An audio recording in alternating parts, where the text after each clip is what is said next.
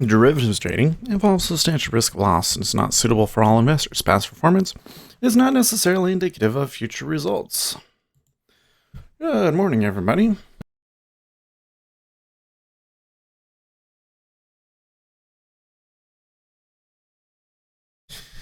All right, well, I'm feeling like I'm having a little bit of a slow start here today because, took the flu shot yesterday. Bucause says, hi, how's it going, guys? We'll try our bot again today here in a little bit, but I want to be like really intentional about when I start it. So let me go through my little bit here first, guys. There's Lucas. Good morning, guys. Okay, well, to the charts. So we may finally have a risk off day here today. You can see Treasuries already pushing up against the high 040. Here you can see the E-mini big drop at the end of the session yesterday and wiped out all of yesterday and the previous day's gains. And the 10-year up somewhat significantly. You can see a lot of cumulative delta coming out here. I mean, now interestingly enough, the 10-year spread is going down. 10-year spread is going the wrong way. The wrong way for the health of the economy, that is. Anyways, so that's kind of what we're looking at already here. Let's start this right here. I have this node on right here. Allow access, yes.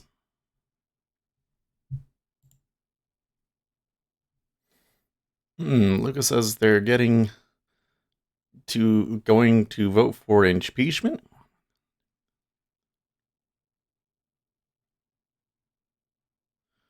Okay, so it's doing it every 3 seconds. So I think we're okay. You can see here, you're all my witnesses, right? 1 1,000, 2 1,000, 3 1,000. 1 1,000, 2 1,000, 3 1,000. Okay. Every 3 seconds it's grabbing it. So we should have enough. So Lucas says they're going to vote for impeachment. That's a good question. Where do you see that?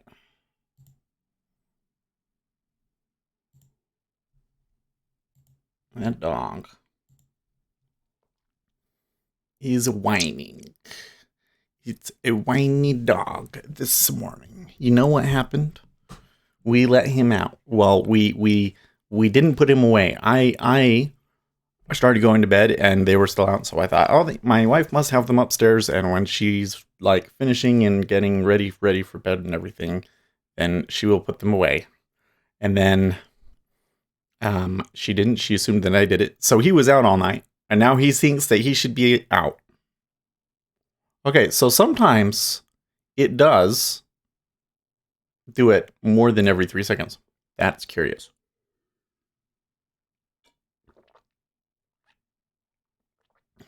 So already we might be seeing slightly more institutional activity out in the market.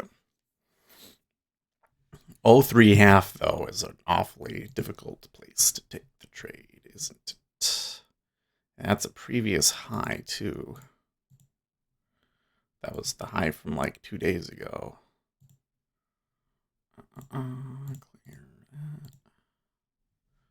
Bring back the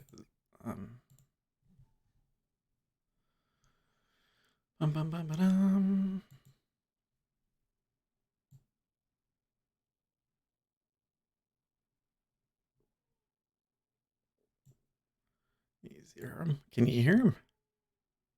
Oh, it's like he's dying. Poor dog. Oh dear, that's so terrible. You want to be out of the cage, and you have to stay in there like you do every other day. It's so terrible. Give me a break. This animal. All right. That one. And am I cruel? He's making me feel like I'm a cruel person by not letting him out. Well, They're going to squeeze it. They're for sure. I mean, that one looks like... Morning. Good morning. Oh, you know what? I need to fix something. I can already see in there. Send message. No, it's going to be over here on this side.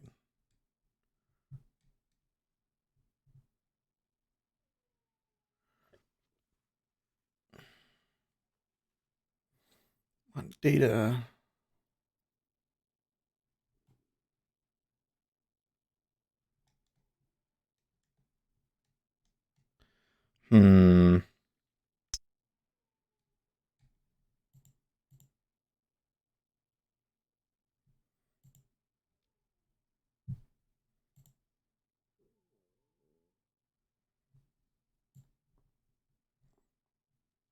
No, that's not the right one.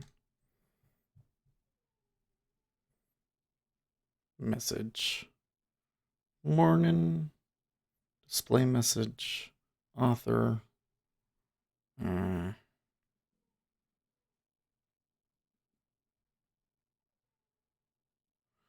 Why does it tell me that the bot is the one that did it?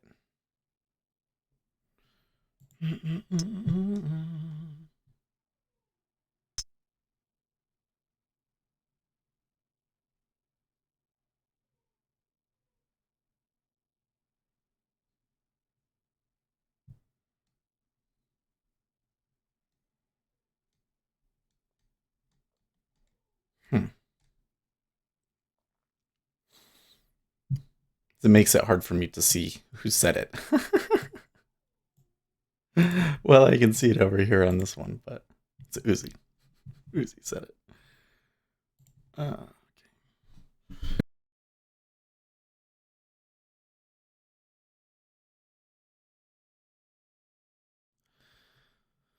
Well, the question here is, oh, okay, so they did squeeze some at 04.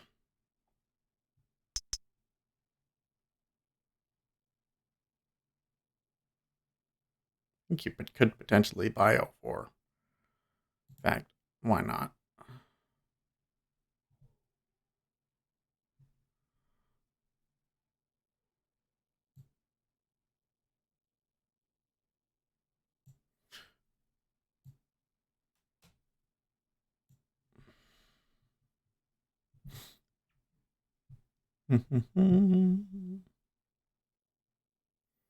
It looks like my little chat box down there is working a little better. I don't like the way that it aligns things. Like they wave way too much space to the left. You could buy 04. Well, look there, it gave it to me. Hi, Uzi.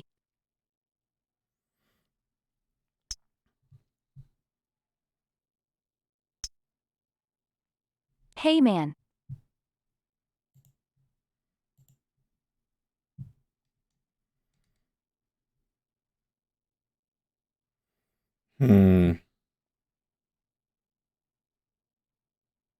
Hey, hey, hey.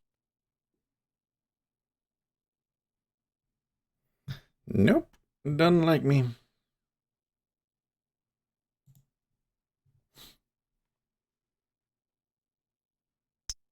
fact, suggesting... I must hear something good from you today or I will remain in a damn bad day. No profit today. Well, I think that today is a risk-off day. What were you trading, Pucos? Were you trading treasuries?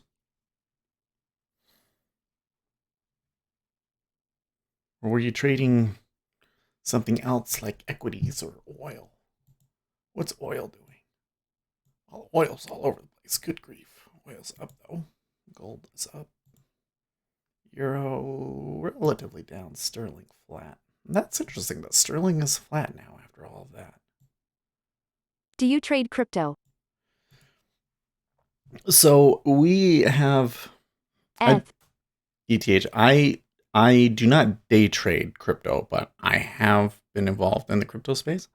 If you look in the channel description, I have a link to my Patreon. And what we do on the Patreon is we post a new set of charts every day.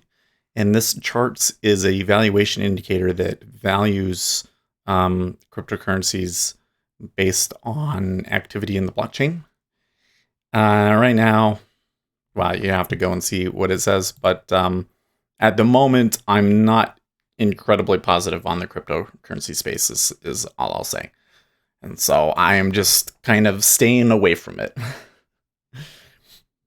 Donald Trump just tweeted a storm there. Young campus conservatives are flocking to Turning Point USA and other conservative speaker events all over the country, and in record numbers, thousands of students are turning out. I just want to compliment the President of the United States for signing that historic executive order a couple of months ago, saying that any school that does not uphold the First Amendment rights of its students will lose federal funding. Well, okay, it's nothing market moving, right? We have seen huge change in how universities interact with us as a national and local student organization. Our students feel empowered. There is a movement happening on these campuses like I've never seen before. When you have 3,000 students waiting to get into an event that you couldn't get in, that's pretty remarkable. From Turning Point USA. Curious that he's pushing them. Okay, so there was the Canadian numbers. I see this right here.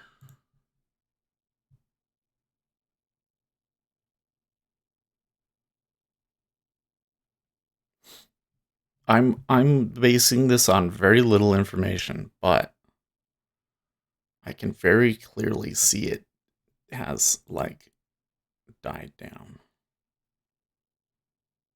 Now there was some orders down at 01.5 and 01 that disappeared. You could again. You think so? Well, the one that we took did not turn out very well, did it?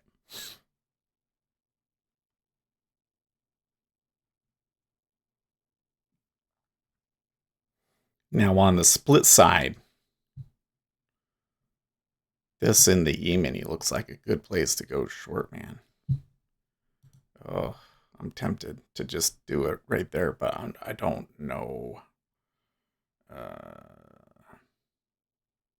They could still move higher. I don't have enough of an edge on my location, but I really think that by the end of today, we'd be happy if we could take 29.91.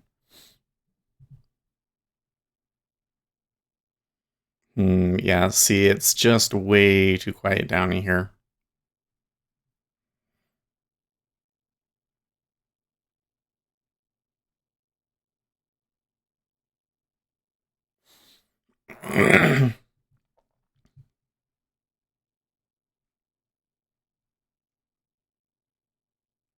We have to wait for Ace for that. Yeah, I think so.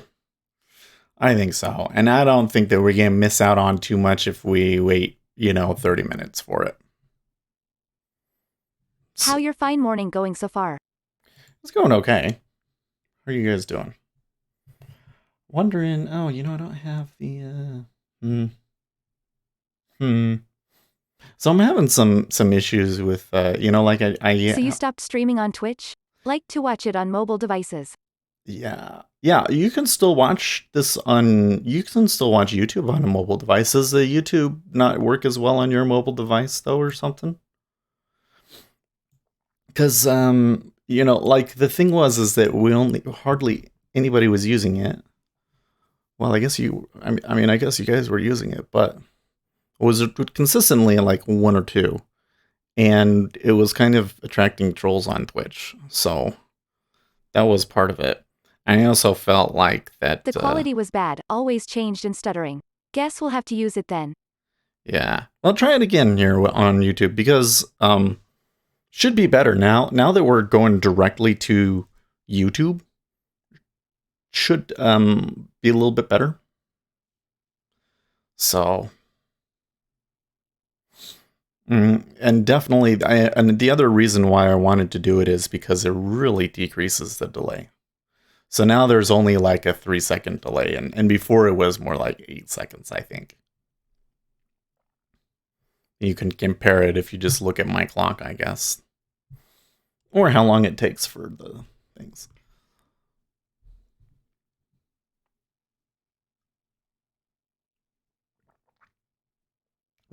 It looks like the 5-year is still in charge.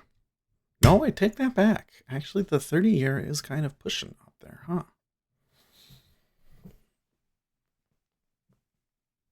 So when I see the 30-year pushing up like that,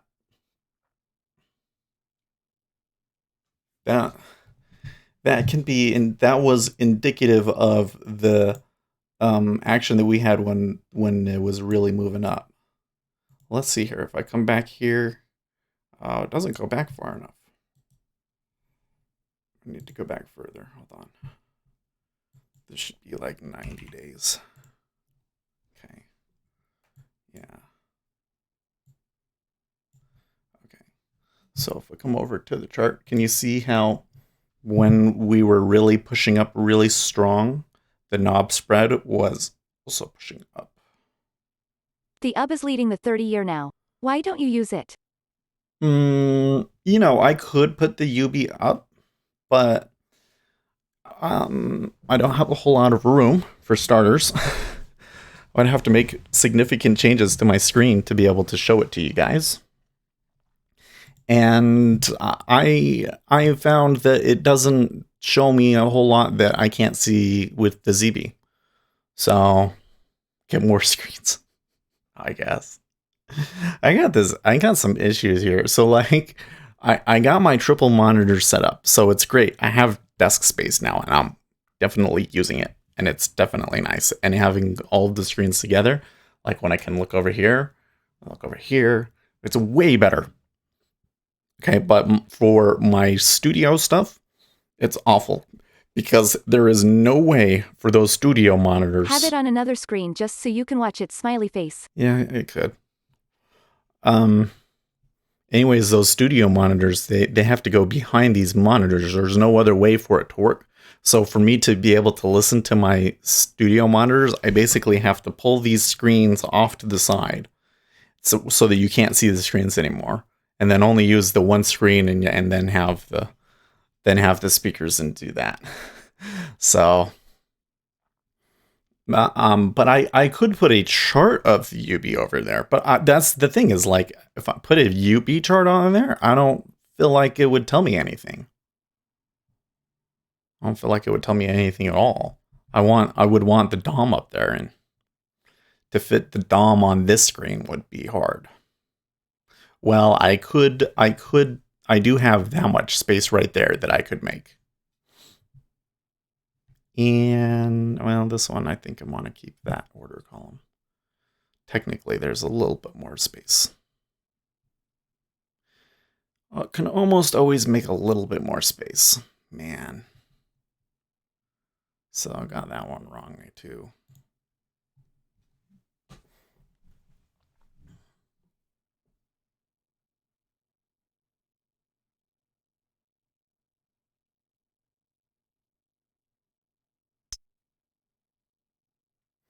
It's definitely still telling me to go long, but it's just I think that one failed.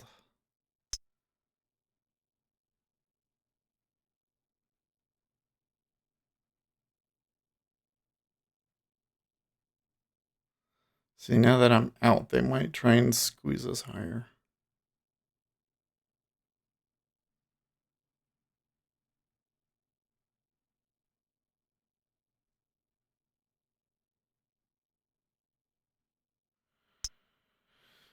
I'm definitely seeing some clicks down here. And at close spots too, at 0.5.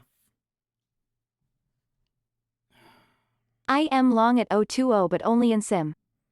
Yeah. Well, I was long from what, 03? I feel like, so I got my flu shot yesterday, and I can feel it in my arm, and I can feel it in my lymph node. and I didn't sleep super great, so I would like to see. They are stacking below. Could be a trap. Yeah, I would like to see some performance here first before I get all. Before I start taking some live trades on it.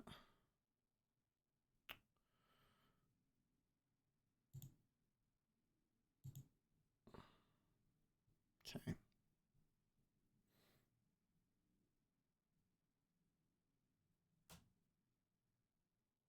So the problem that I see with this spot, other than that I'm not directly taking a signal, so I guess this is off plan.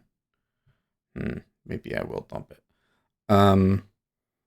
This stacking right here, it could be a bidouche and then reverse. The stacking down there is very curious though, isn't it?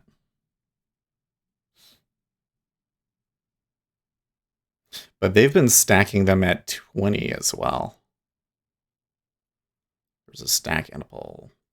Donald Trump big success on Turkey-Syria border. Safe zone created, ceasefire has held, and combat missions have ended. Kurds are safe and have worked very nicely with us. Captured ISIS prisoners secured. I will be making statement at 11 a.m.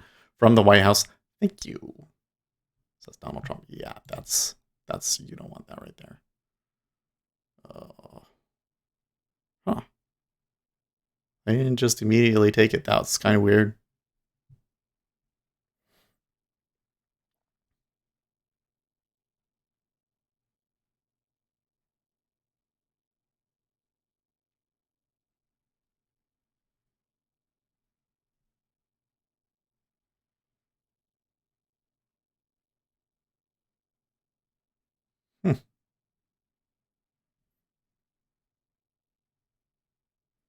I'm quite surprised that they're going back and forth at 1/2. How much did they end up taking there?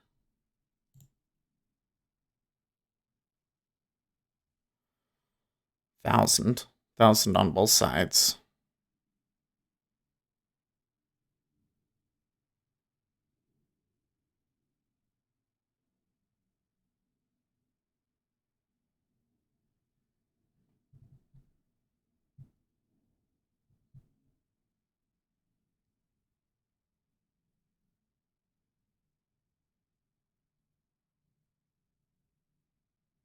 Hmm. Hmm.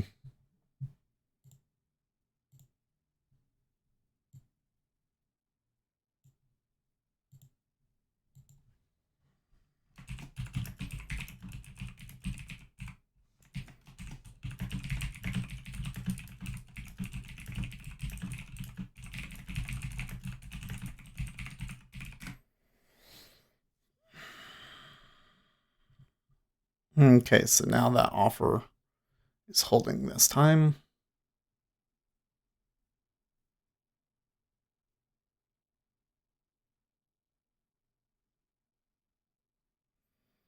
Bitcoin is taking a dive, a huge dive here. So if you're still there, Alex, there's your cryptocurrency. Oh my. 500 bucks in the last 5 minutes here.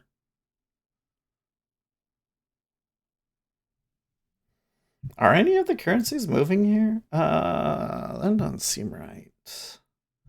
12.19. CB gonna have to conquer 60 22 to 23 for a decent run up. Secured. Everything is going down. Confused face. Secured. Yeah, everything is going down. I don't quite get it either. I think, though, this is not... They might pull it out here. But this was not what I was expecting to see in the 10-year at all.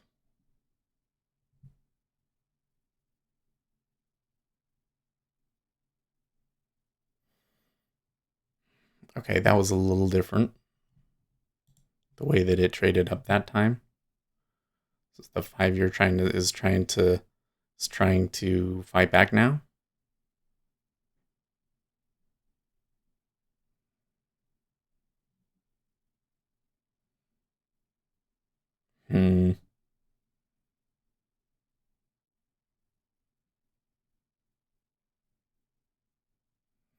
C741 traded there, but then there's no follow up yet. We might need to give her room to breathe. Yeah.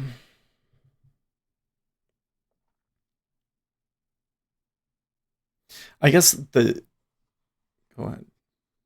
Go ahead. Hi, I am scalping DAX and I am not on minus, but I have difficult to be stable. I use 5 to 1 minute chart. Should I go for 15 to 5 minutes?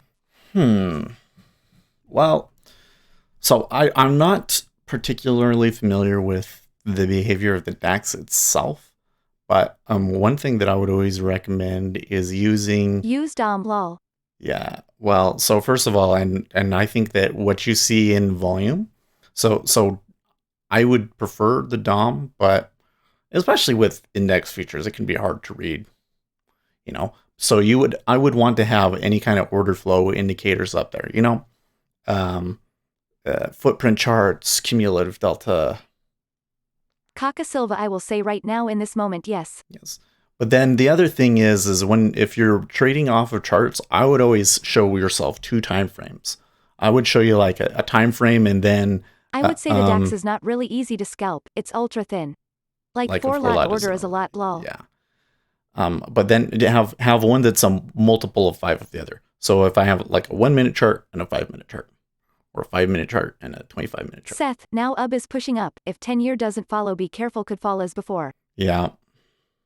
The 5-year is still trying at a 1 3/4. But this is just what I'm saying. Like, look, the 30-year moved up. Remember that UB, the way this works, there's a limit on the maturities that they can deliver in the future, and the 30-year future is not actually a full 30-year. It's something more like a 25-year or something like that, because they have so much leeway in what they can put in it, and that's why they created the UB, to make one that they truly have to be like brand new 30-year bonds, I think. And so the difference between UB and ZB is not a ton. It's just like I could, there's an ultra 10-year as well, Use right? time frames relative to your expectations of being in a trade. If you plan to be out in less than 5 minutes, then a 1 to 5 minute chart is fine. Yeah, that's Ultra another is 20 years duration. The ultra 10-year? No, so the 10-year is really more like a 7-year bond, and then the ultra 10 is like really a 10-year.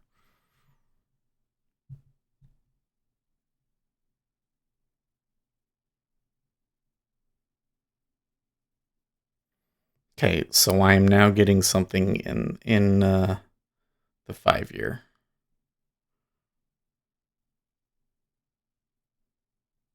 Ultra is the real 10-year. Yeah. If you're entering on a 1-minute signal and you're holding a trade for 20 minutes, it's wrong lol. Well, let's not say that it's wrong, but we're just saying that you might be looking for something far beyond your ability to actually predict it. You know, you got a signal on a 1-minute chart, and now 5 minutes later, that 1-minute signal might not be good anymore. And if you're expecting to hold it for 30 minutes... Read the product description before trading it. Now, for me, I don't use time frames. I use ranges. and that's how I trade it. And it just so happens that the time frame that I tend to be in is 15 to 30 minutes.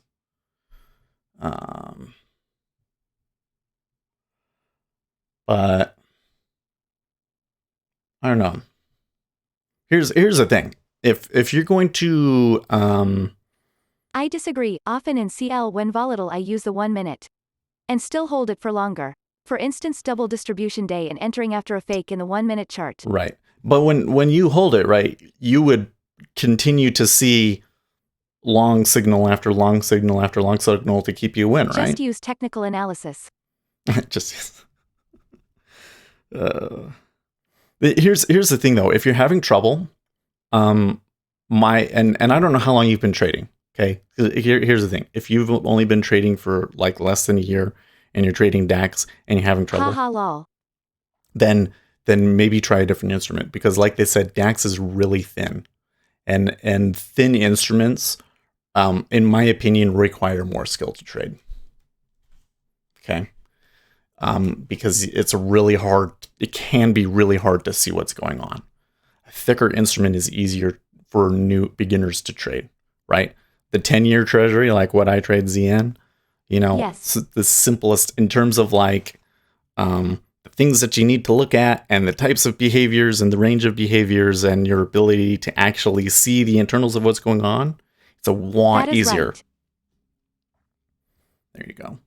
So if you insist on trading a euro product, then do the bund. I forget what the symbol name is for that, right? But okay, so now somebody is stacking bits. I'm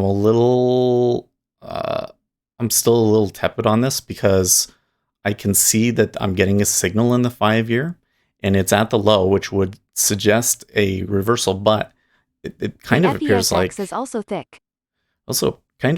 they're pushing it down though. I don't know. Well, sorry, I take that back. Do you know why technical analysis works? Because millions use it. No. We have some successful traders that trade German bonds. Yeah, we have some very successful euro traders. So here's my problem with it works because everybody does it.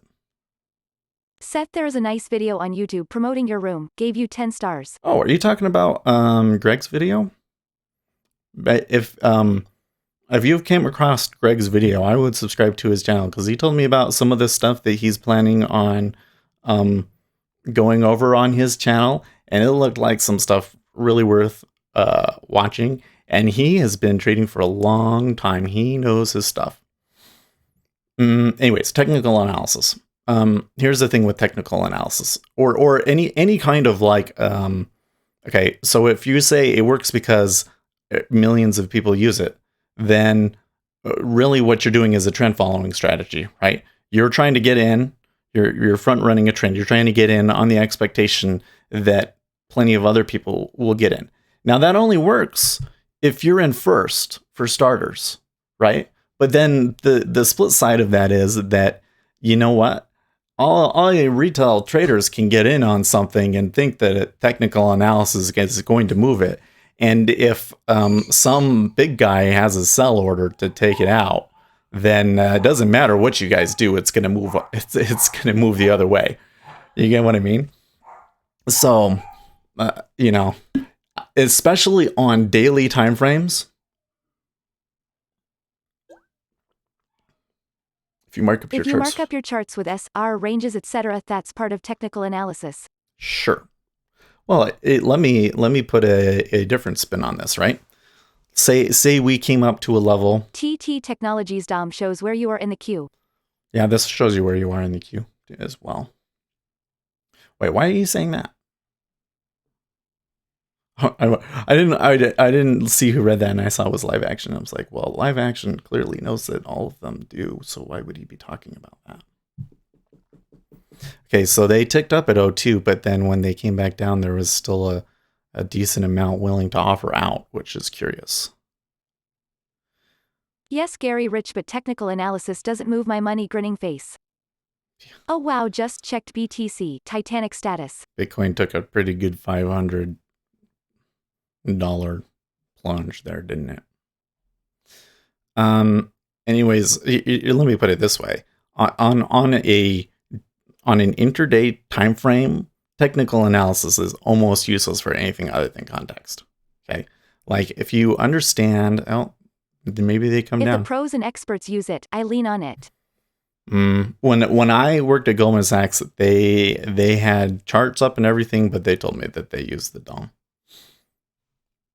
But that's what they're doing, is trying to get client orders filled and everything like that. I don't know if,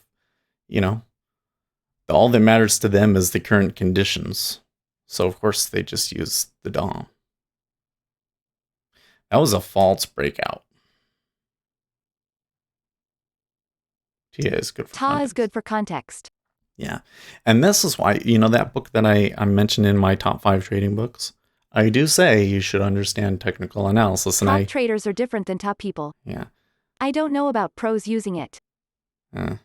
I think I would never be able to trade Treasuries lol, being in the trade and it's just ticking against me for several minutes. If I am wrong, I want to be stoked out fast and not some slow death. Seth, can you share how Jigsaw shows where you're at in the queue? Yeah, so do you see here, I have a limit order up here at 045 as my target, and it tells me 2L. So I took that with two contracts, and then Q 1958. So that's my position in the queue. S at 15 ZB. So the 5-year ticked down there, and there was quite a bit of shuffling as it did so.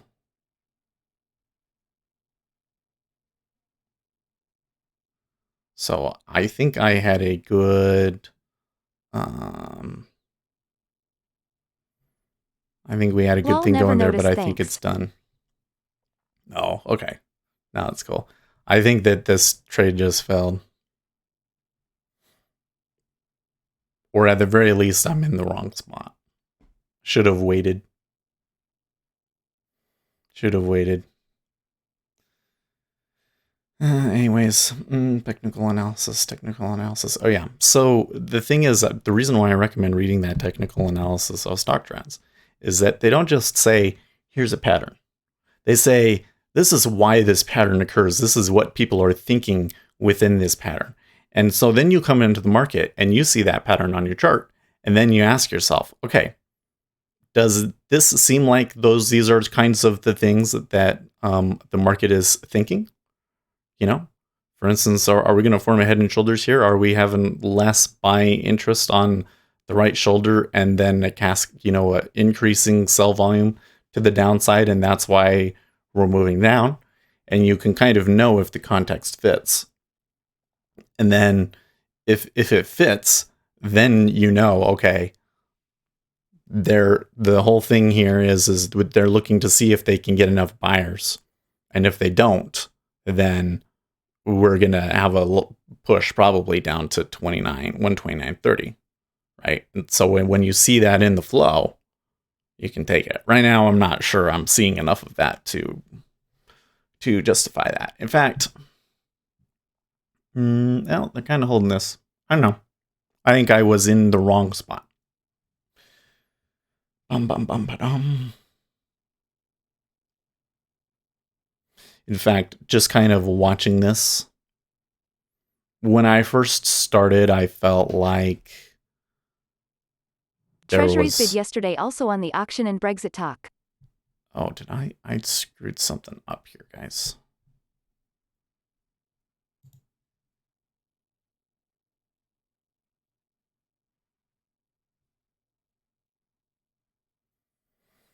Yeah. I mean, the thing is overall, I would rather be buying, but what happened there? Did I take a 3? I don't know. How did I do that? Oh. Okay. Listen, we're just going to cancel this all out, okay? And just wait. Be patient. See if it gives us something. Clearly, so far, though, it kind of looks like not my... Well, there you go, right there. A 1/2 still.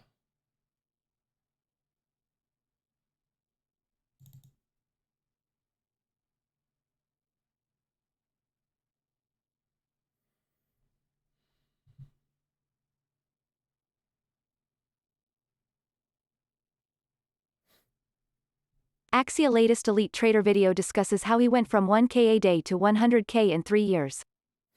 Oh yeah, I saw that. I didn't watch it. But I saw that they had posted that one. You know what, though? When I start making 1K a day, I will let you know.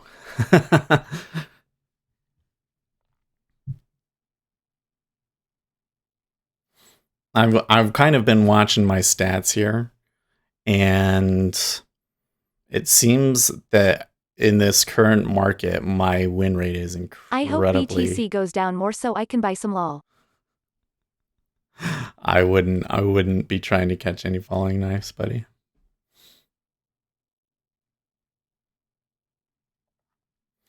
Question I have now is why? Well, it could just be I think that some big guys in Bitcoin are just feeling the squeeze. You know what I mean?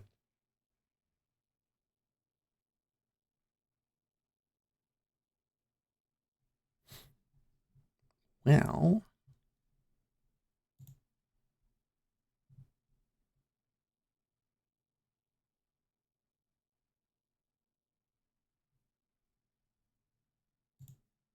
Yes, I am waiting $1 BTC to buy some smiley face. right.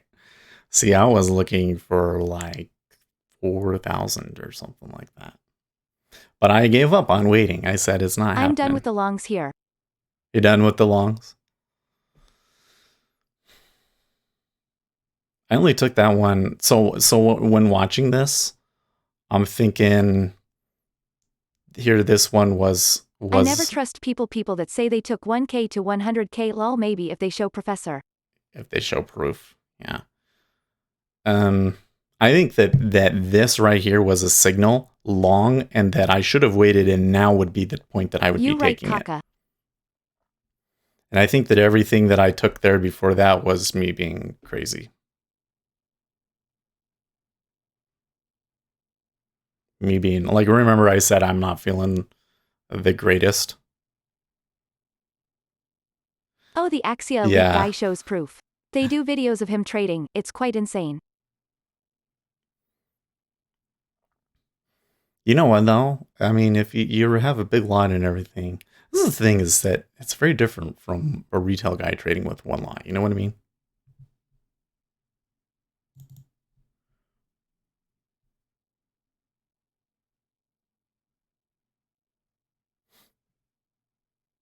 Cool.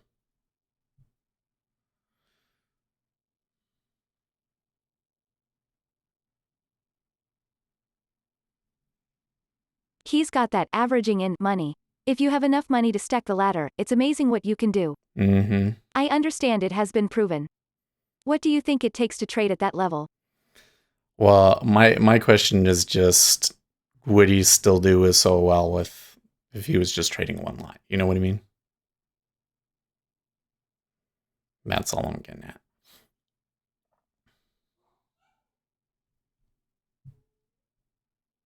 No. Money in a wheelbarrow for your balls. By the way, are you guys enjoying the better delay? It seems like a conversation is a little bit better and fluid because you don't have to wait forever to hear responses. Face with tears of joy. So the thing, I would really want to see, like, show me a person. Morning. Trades as a 10-year. One There's lot. No replacement for bankroll. Whole year. Did a decent profit. If you got nuts to trade 10K in to make $200 to $500 a day, yes, you can make a video to put on YouTube and to say, I started with $1 and now I trade 10K, but that 10K you don't know is from mom's wallet, smiley face. I mean, let's be honest, that's the reality of this game. The more money you have, the easier it is. Subscribe, thumbs up. Thank you very much. Yep. And if you guys, if you for you new guys, when you subscribe, Lucas, how do you have to make breakfast? Highly recommend clicking the bell icon so that you know when we go live. It makes it a lot easier to find us in the morning. So we're here, the same group of guys every day. So, what was I going to say? Oh yeah, so I have a question for you guys. Have you seen the YouTube channel Warrior Trading? Because it seems to me like maybe he's legit, but then I saw some videos where they were saying, you know what, when I look at some of these places that he said he was trading and everything, they were skeptical about it or something like that.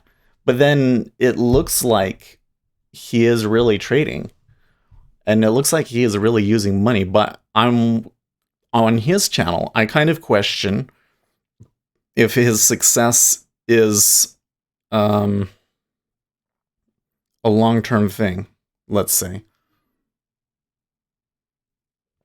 Because as far as I can tell, his strategy is basically buying momentum stocks. What is his YouTube channel? It's just warrior trading. His strategy is buying momentum stocks. That's why if you watch his videos and he talks about what he has trouble with and everything, he says it's FOMO, because he sees a stock, it's already going, and he feels like he's missing out, and so he jumps on it and it's too late. And I'm just thinking, well, yeah, that would work really, really well. Great trades. In this Warrior market. Trading YT channel is huge. If I had to venture a guess, his trading account is funded by his YT channel. Really easy to fund the hell out of an account and share the occasional video of great trades. Yes and no, though, because he's certainly making some serious bank from the YouTube channel, but he's trading much larger than the amount that you're making every month. He probably makes 5 to 10K a month, probably closer to the 10K range, because here's the thing you got to realize with YouTube channels is, like, if you go on to these, there's like these tools where you can put somebody's channel in and they'll tell you how many views they get and their estimate of how much they probably make per month. If it's business related, take that number and double it. 130K on craps starting with $100. He said when you're up 50K you must say let it ride. All you can lose is $100. Anyways, I wonder though, if we go into a bear market, that seems like that kind of strategy would get destroyed. He makes more money from YT and selling trading courses than he does trading. Maybe. It could be. For this past month, it sounds like that's the case. The thing is, he's been posting and he hasn't been doing very well. And I'm looking at, and I actually commented on one of his videos. I've been trying to comment on other people's channels more so that the YouTube algorithm realizes that we're more to do with trading. And today, or yesterday, I hear SNB does. Yesterday, my alt account was getting suggestions for those channels now. So it seems like it is starting to recognize that they're related. But anyways, I don't know how much money he makes a month. I just know that when you're making, X thousand on a trade, that you've got a pretty big account. Those one craps on. So I don't know if YouTube, you're probably making 10 and you might make half of that from courses. Depends on how many, Question mark. I think he's talking about the gambling.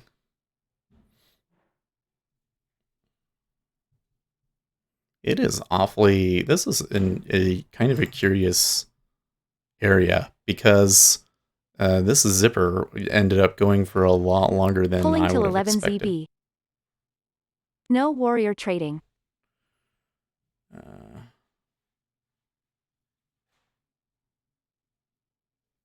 Oh, be careful of warrior trading. Well, I wouldn't.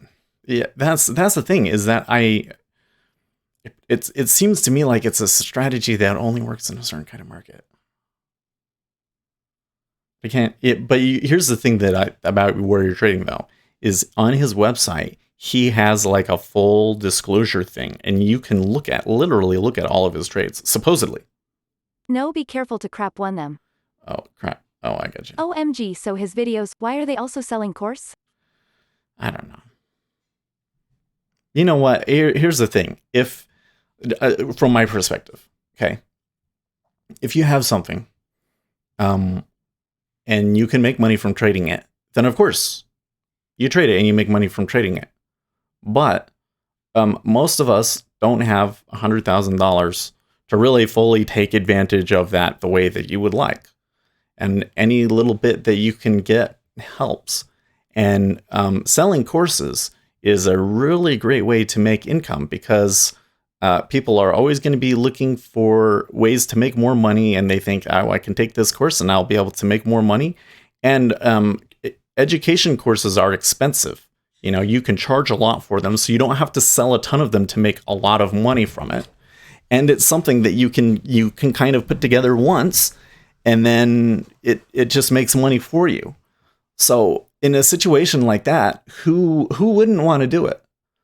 Like from my perspective, making money from trading courses, that's really tempting to me.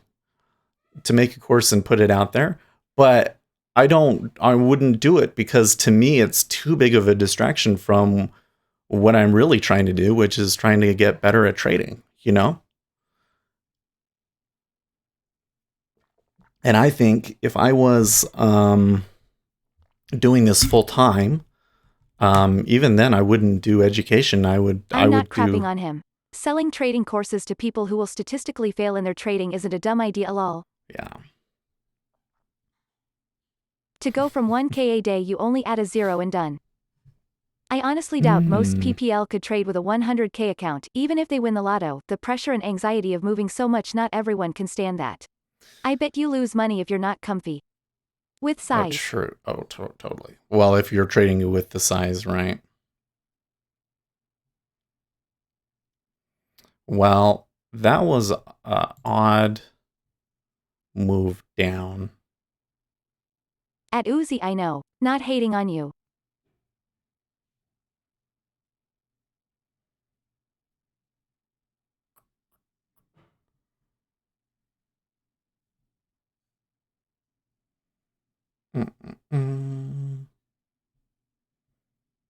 The 5-year really came down there quickly. But then there are some good courses to buy. Think of them as an investment in one's education. Selling trading courses fills a need for retail traders. The need to blame someone for their failure. Well, if there's a demand, someone's gotta supply, lol. There you go. There you go. You know, for me, probably a better example is the indicators, right? I have some indicators that are clearly worth something. Although this market just seems to hate me. Well, I've been buying it, right?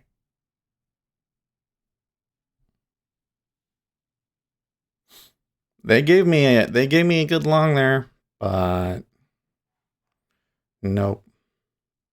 The problem is I'm still getting longs. So it's clearly still doesn't work.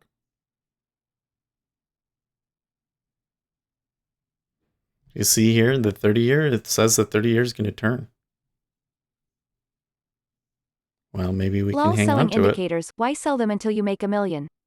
Oh. Bitcoin crashing again, ATM. Indicators fill the same need. I don't say it as a judgment. Yeah. I say it as someone who had the same mindset a decade ago.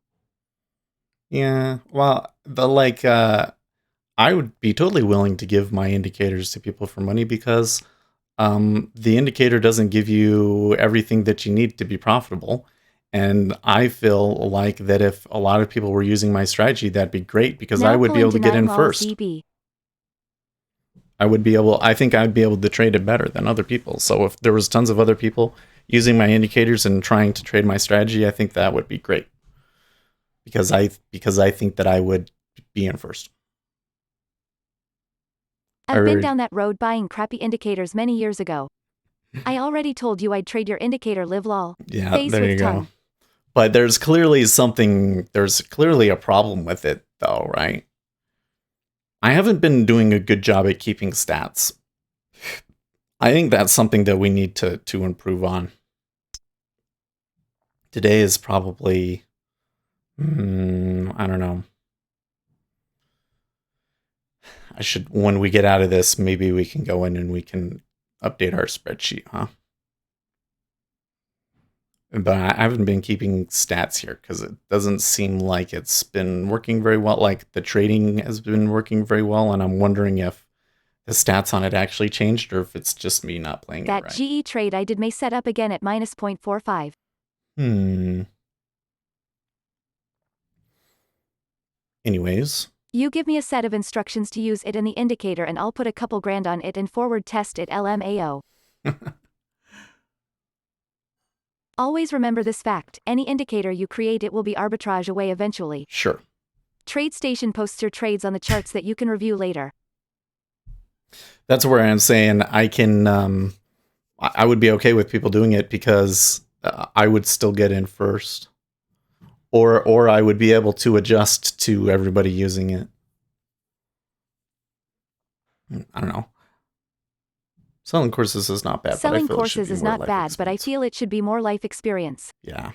And so that's where I was kind of going is I think I would like to do more mentoring. I think that would be great. Because then we could get in and it would be like, okay, so how does your strategy work and where are the problems that you're having? Front running is the name of the casino game. Yeah. And there's a lot of things that the person that's mentoring can gain from that because they learn a lot about the different ways that people trade.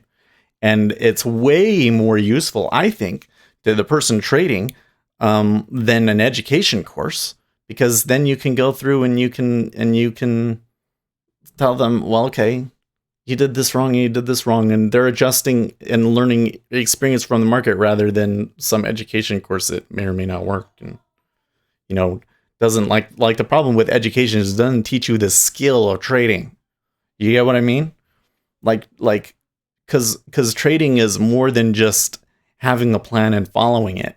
Trading is understanding what the market is doing and coming up with new strategies to take advantage of that market behavior. And if you get like a blah blah blah. Sorry, I need to think about something for a second. What's going on here? I think it's okay. Oh, I see. Okay, never mind. Anyways, it's all about seeing what the market is doing and adjusting to the market. And if you just take somebody else's strategy, then you never learn how to do that. Early morning stock market, not so good. The whole process of coming in and having a strategy and having it work for a while and then having it stop working and then trying to figure out why did it stop working and can I adjust my strategy or do I need to come up with something new, and then seeing what the new market behavior is and coming up with something new and then finding something else that's profitable. That is a process. You have to go through that process to get good at trading. And if you just take an education course, you're taking a shortcut to a spot that maybe works, but doesn't actually teach you trading. And so then when it stops working... Why is your Vista chart piss yellow? Lol. That's a good question. I changed it yesterday to that color. And the reason I changed it to that color is because that is the color that your eye is most sensitive to. So the idea here is that I should be able to better see and interpret the chart if it's that yellow. It's kind of a yellowish green. But it is the brightest section is the specific wavelength of light that your eye is most sensitive to, and your eye can differentiate between more shades of green than other colors. So that's why I picked green and made the whole thing green and not like, only green on the buy side and make it orange on the other side or something like that.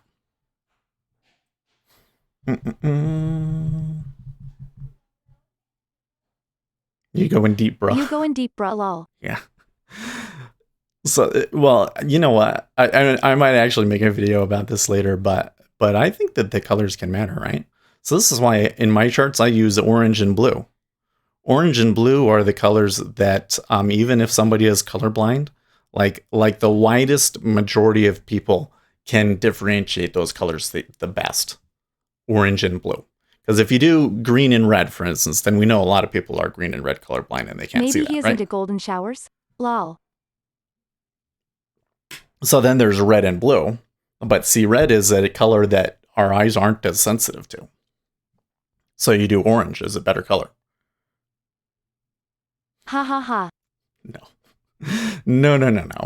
Listen, if your pee is green, that's no.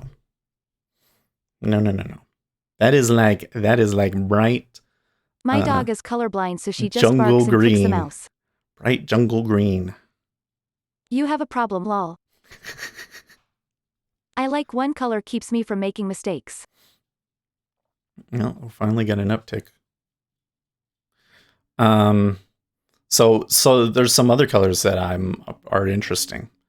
One of them is magenta, because magenta isn't a real color. Magenta is I have to draw a picture to explain it.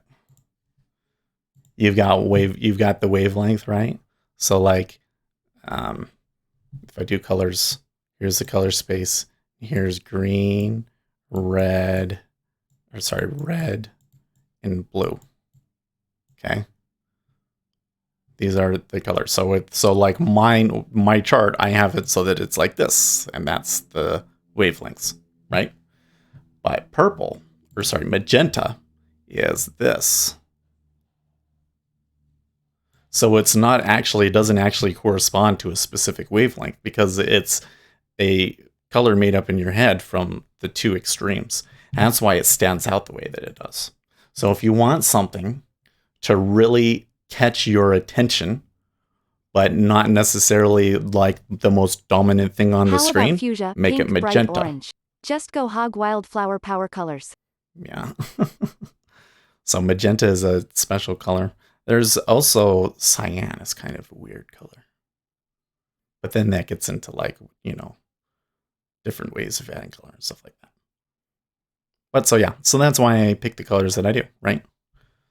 Magenta and cyan you can't even see those, but on these charts when they clear a price, they're magenta or cyan. And then blue and orange, although this is kind of really more of a red, huh? But I really like the jigsaw color scheme so much, but these ones are orange.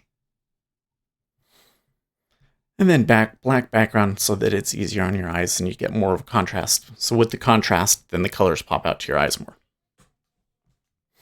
And then the green for really differentiating subtle differences.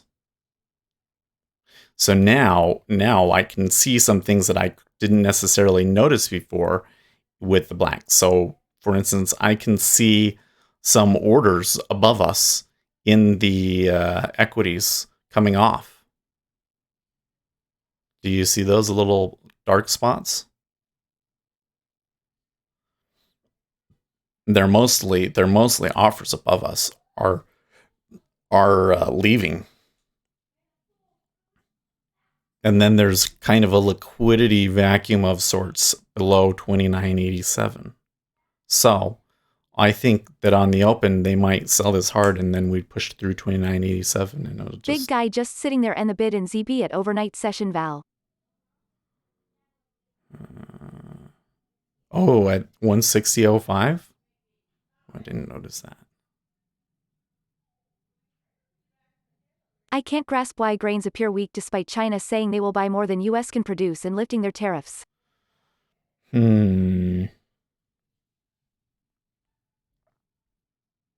At 05, Uzi. Uzi. What? Yeah, the one at 05. The way she said that was so funny. That's the overnight session value area low. Yeah. That's the overnight session value area low. Okay.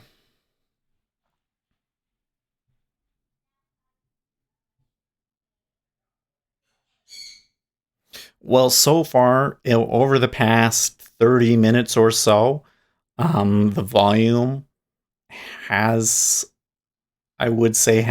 favored the buyers.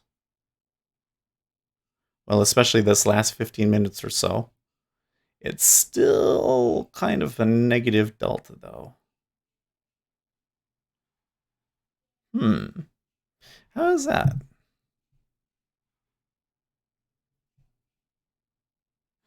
Oh, that's the... Until China sets foot on USA soil to buy, it's BS on grains. Good target if sellers can keep the momentum.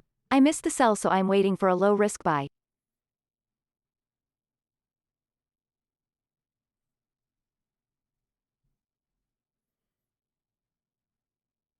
If especially if the E-mini open happens the way that I suspect it might, these treasuries could skyrocket. Then TGT should be 07, 08. At IQ if we're playing the quarters. Because when I look at all of the deltas and everything like that, they start pushing up above this price, they're going to start, they're going to get a lot of people on the wrong side.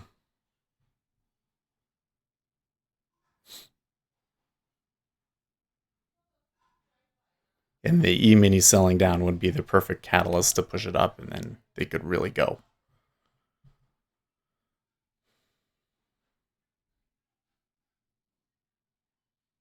VWAP is holding pretty well right now, though.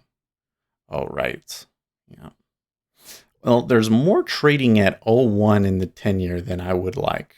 So iceberg there. The offer's looking really weak, but then when they do trade into it, it does appear there's an iceberg. And look at the iceberg in the 5-year.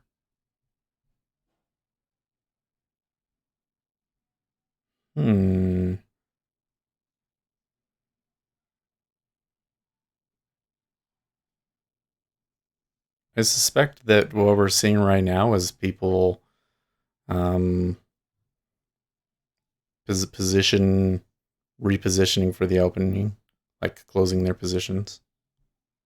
So you see increased number of orders being placed down in here.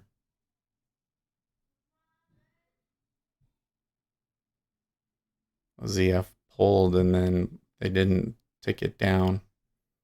But there's still going to be hard to get over 0.1 and a quarter. Now I'm not this stuff. Well, okay, 5-year downticked and the 10-year didn't. That's weird too. I think this will probably tick back up, but it's curious to me that they were seeing this weird behavior in the 5 and the 10, but not the 30. Okay, so I'm not hearing you guys anymore. So that must mean I hit my limit. Yes, sir. So at 7:30, so an hour later, the bot died. I'm sorry, guys.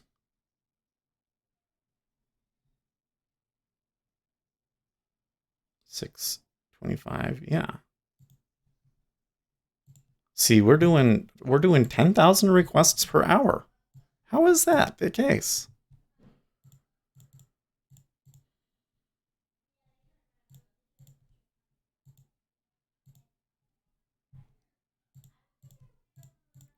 So it's doing almost 3 requests per second.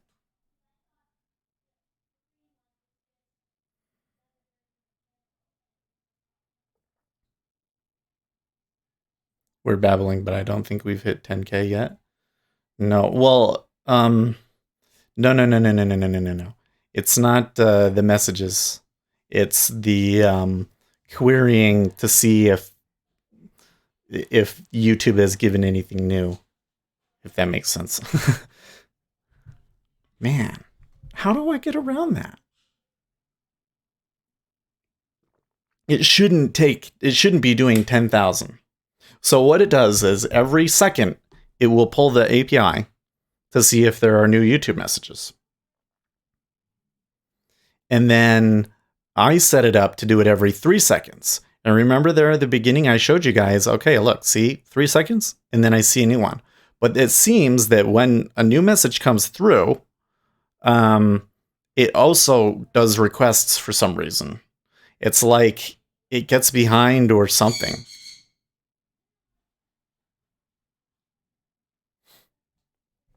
Well, now we can go and look at it.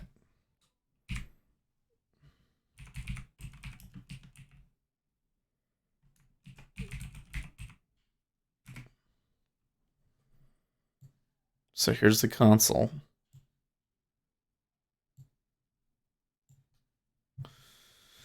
I hit the quota limit. That's for a free account.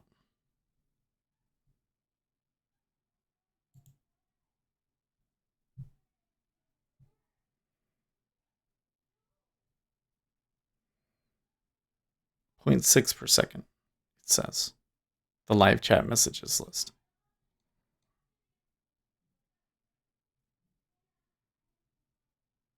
But it says I only made 2,553 requests, which maybe makes sense.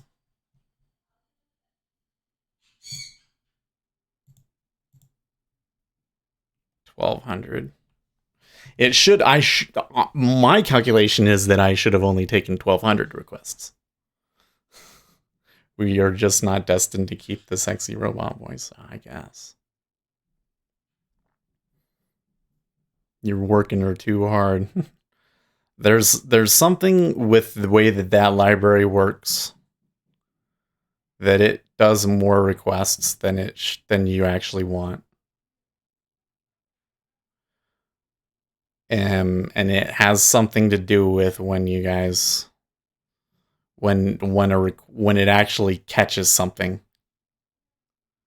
it works, and then when it catches up, it thinks that it needs to do it again or something. It doesn't make sense to me.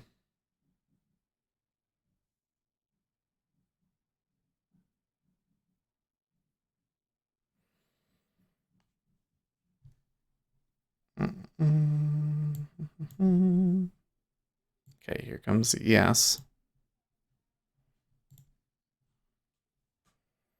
I do see on the open there was a little bit of selling, but not nearly as much as I was hoping. Had some buying. Pretty weak. Okay.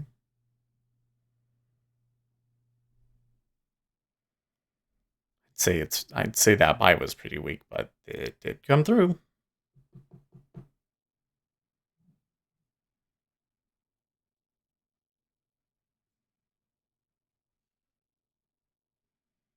That's a big iceberg at 01.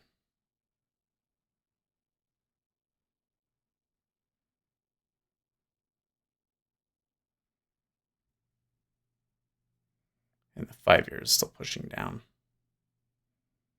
No. Might have just had a switch in momentum there. Let's see. The E-mini is still buying.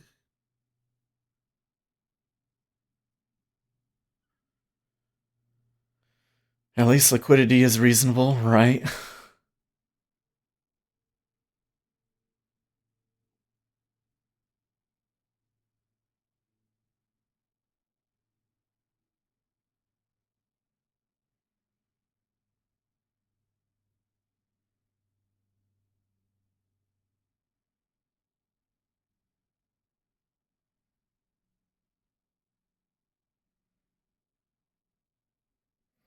I'd like to say that I feel like the way it's trading in this location is a little odd, but it's just the mini open can do all sorts of stuff, so I suppose it's probably not a big deal. Another tech NC's me short for 2 points.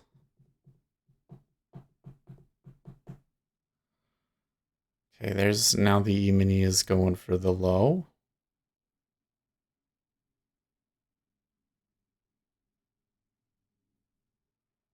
Okay. 01 goes bid in the 10-year. 5-year did not. 5-year's still afraid to hit 01. Well, it's interesting that they're both there at 01.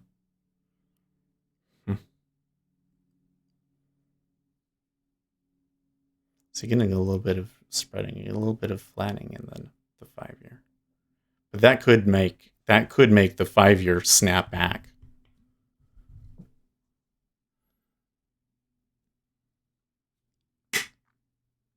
Ace took short 29.92.75.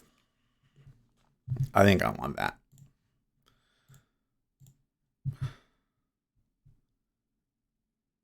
I'll take it at 93 though.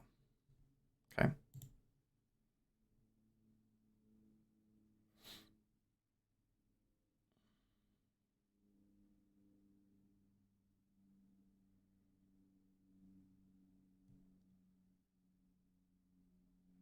Come on.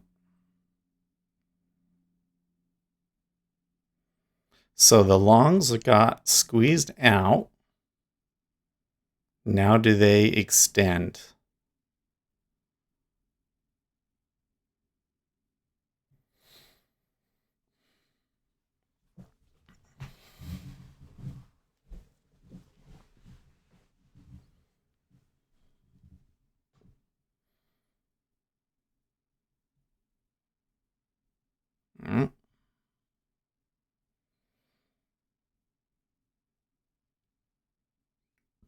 So the treasuries did come back up there.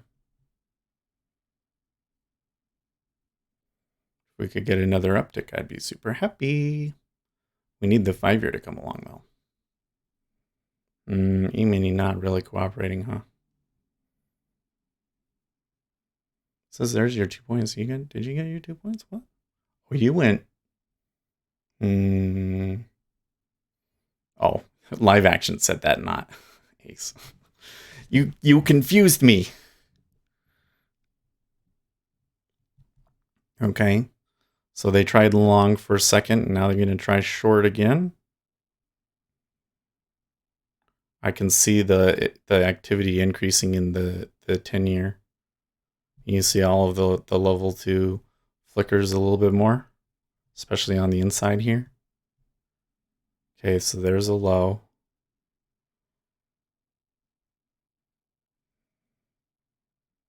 Hasn't caused people in the 5-year to get squeezed in long though.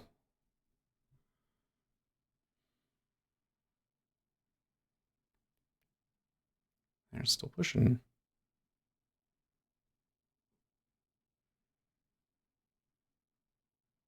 Okay, good.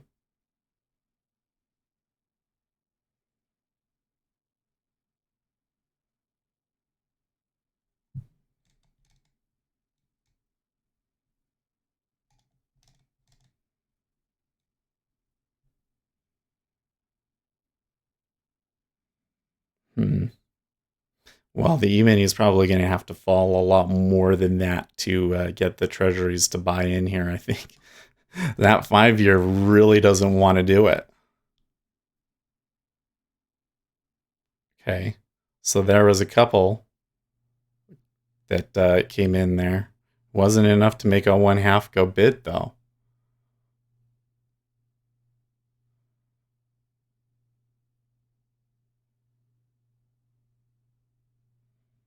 Well, so there's your 2 points right there. I think though we keep it. I'm would be looking for like the overnight low. Okay.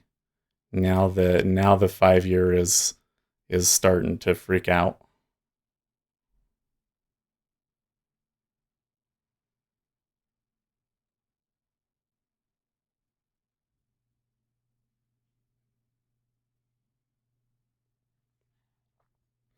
The thing is that's interesting is how much it's taken to get these to buy in. So there was definitely some. Ooh, it's somebody puts an offer at 20. I think they should go for it. Ooh. Okay. I think there's some disagreement in this market.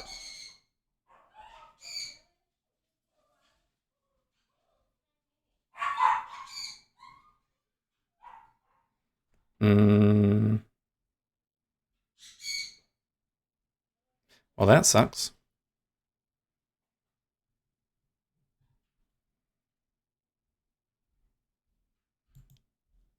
Ace got out on that one.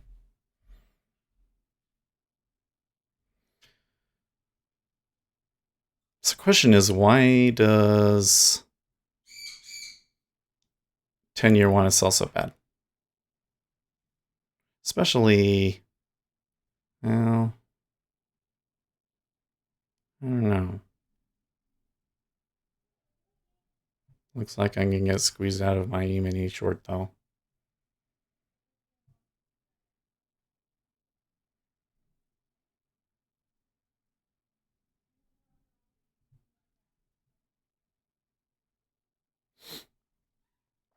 Could have gone long at the same price. Okay, well. I'm disappointed that 02 didn't fill. So I'm thinking right now. Zuckerberg about to testify.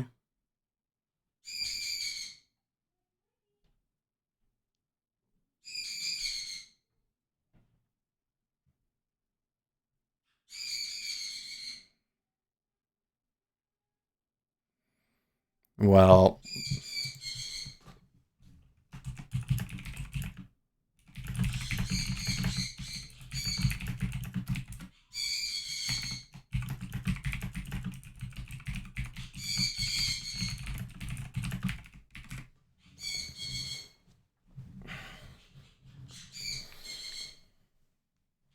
Okay, so they just hit the cumulative delta high again. Why? What? You really think that the market cares about the Facebook testimony? I mean, I knew that was happening. I didn't even think about its potential impact on markets. I just don't. I suppose that Facebook is a significant component of the indexes, but I don't know, guys. That's somebody wants to sell this.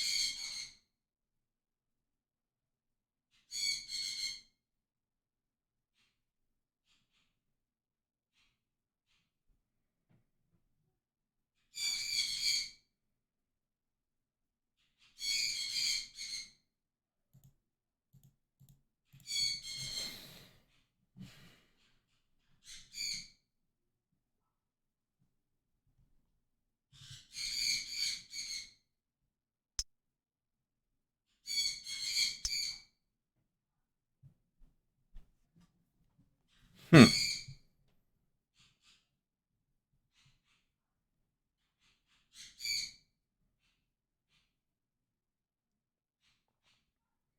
See, we got somebody big on both sides here, probably.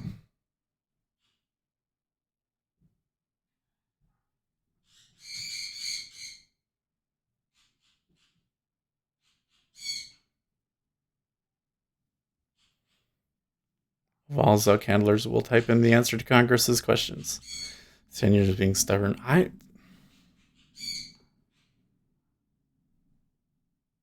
You notice that there's quite a divergence between the 30-year and the 10-year as well.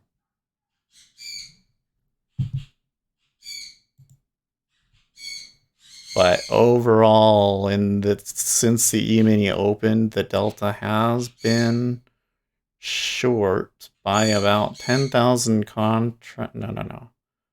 Oh, it's just by only about 200 contracts.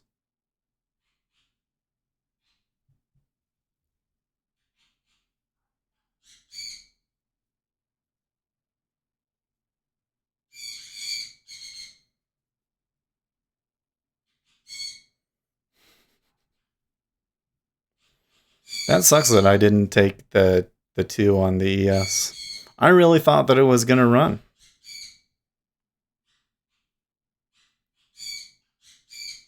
Appreciate your sacrifice, Lucas.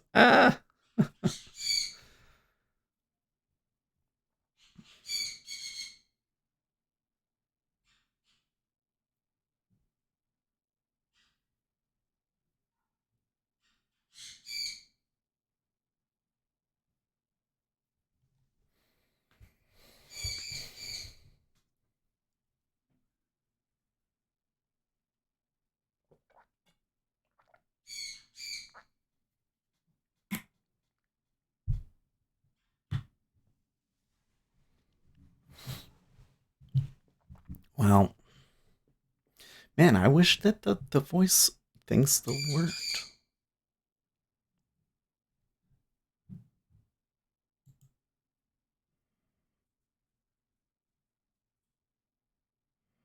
So what I need to do now is I need to go through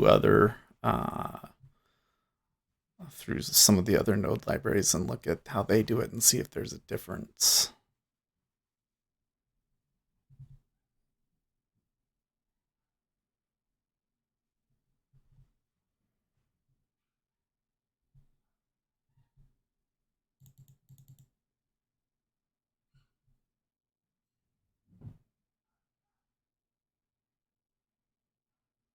This is a bad spot, but I broke it.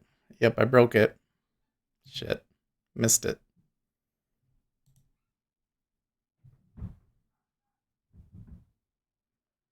That's right where it's liable to come back.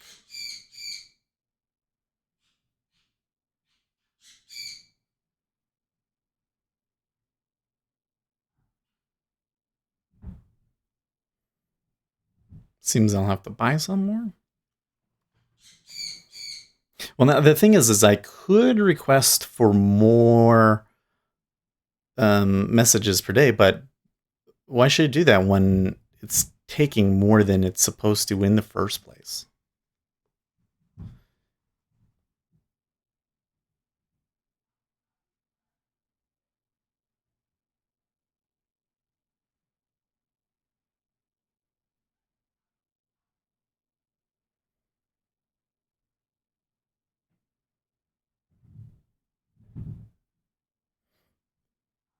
It kind of sucks because that move up where I didn't get filled and then somebody stacked right on my price, that was probably the best trade. I don't know if I could have really have um, taken that as a trade though.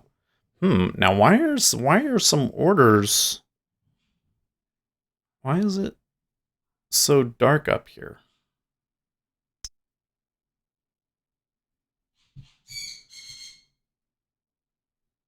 One thing I notice is bad trades are always going into the volume point of control. You're saying that I'm taking it long when it's trying to make it back to the point of control?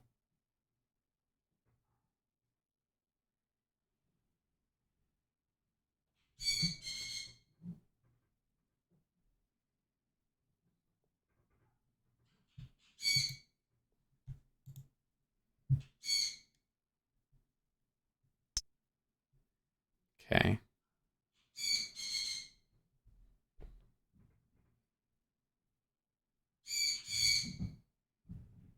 Yes, it balances. That's what you're saying, yeah.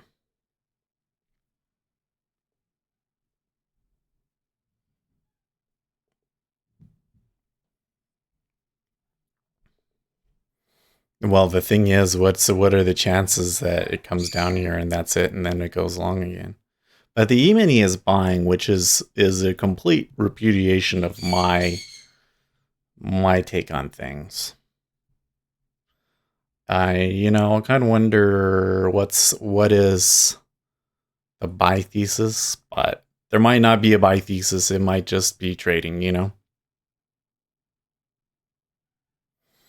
Congressional testimonies are just dog and pony show for clickbait.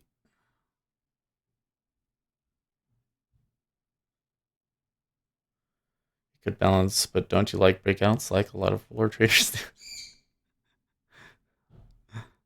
I don't know. Anytime that I try and take a trade that I think it's going to break out, it doesn't. It has been long since 5:30.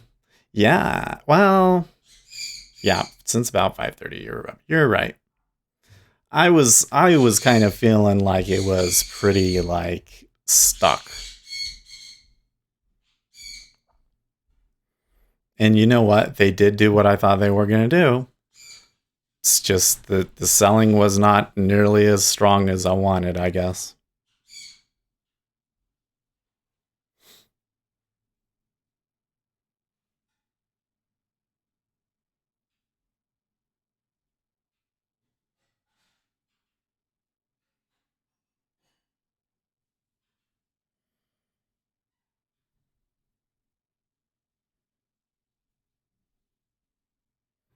They are stacking on the way up, which is interesting. So can you see? I can't really see this very well.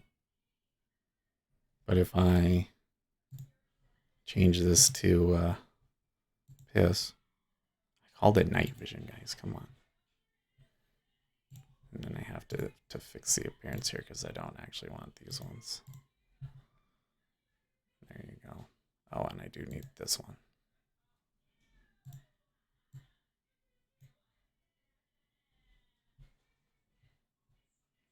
Now you can see it. It's a little bit easier to see that they are stacking below us. And there's a little bit more at the 01, 02 area than there was.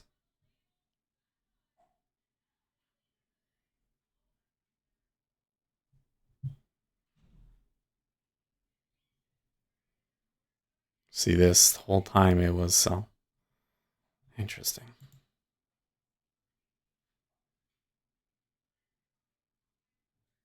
Oh, I take those too, and when they do work, they have a potential for a big move. Yeah, I'm I'm kind of starting to think, though,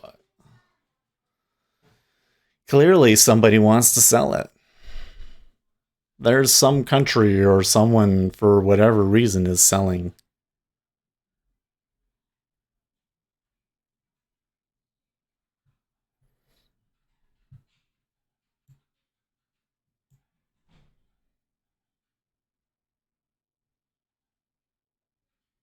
Like, it's just an unusually high amount of selling given the situation.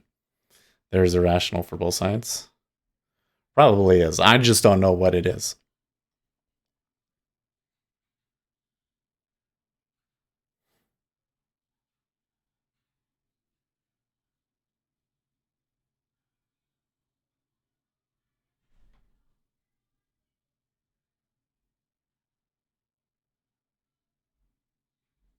So back to 130.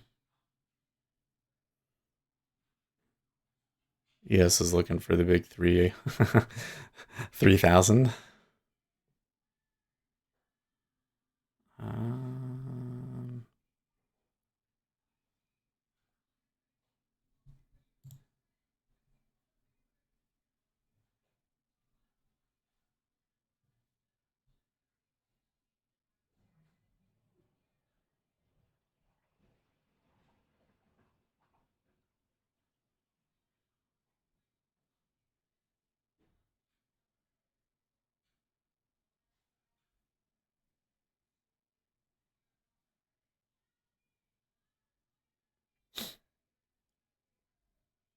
Top hedge fund trader would flip a coin.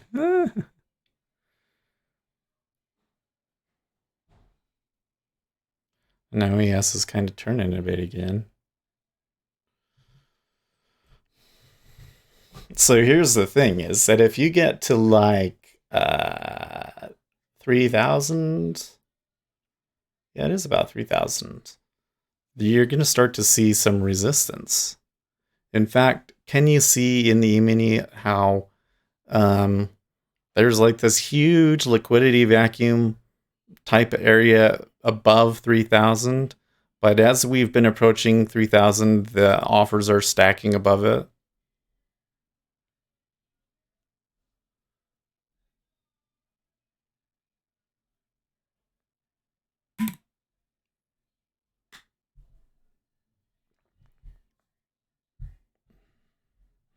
There was a big bid at 31.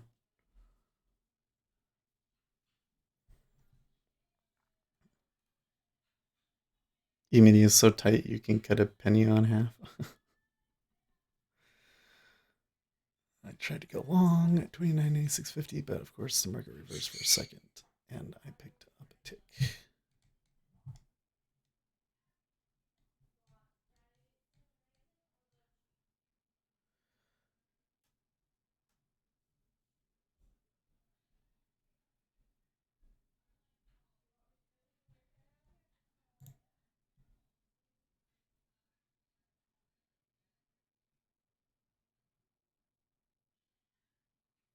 Okay, so this one is based on this right here, this spike right here. There was this spike.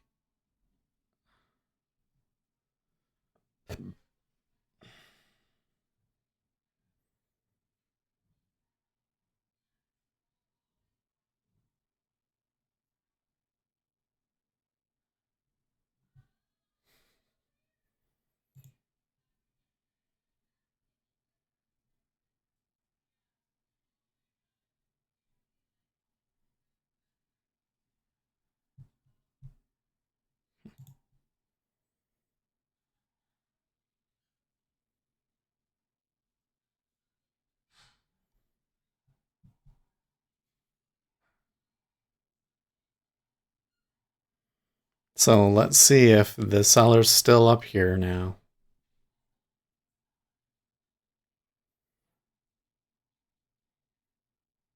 See how the ES dropped with no volume and one big bid hitting offer jumped at a price point? I catch a lot of those.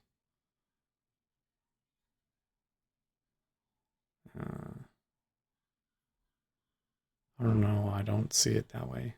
Interesting. Look at this right here, though. This could be a short in the E-mini. Are we getting another short? Try to go long at 29.9650. Whoa. Was it like stepped away for a second and it's squeezing me hard?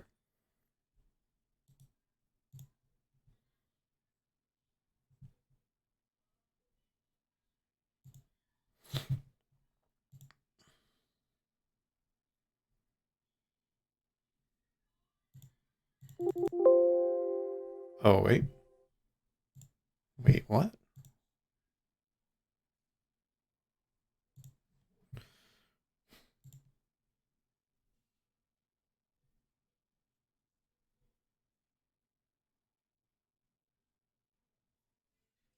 Okay.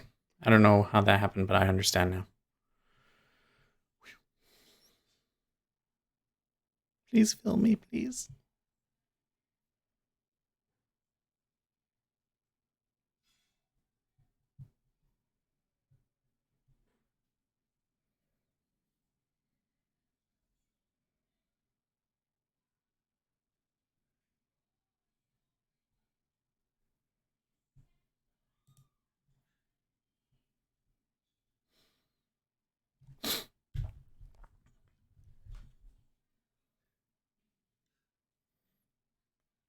This is a little intense.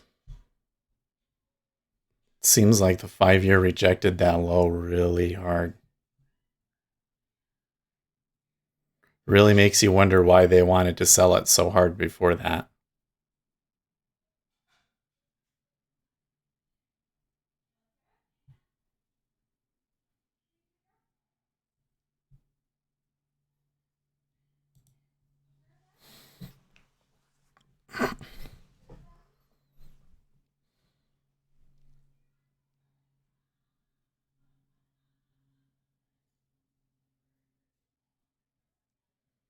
I am not doing well today at all, guys. None of these buys or sells have worked out.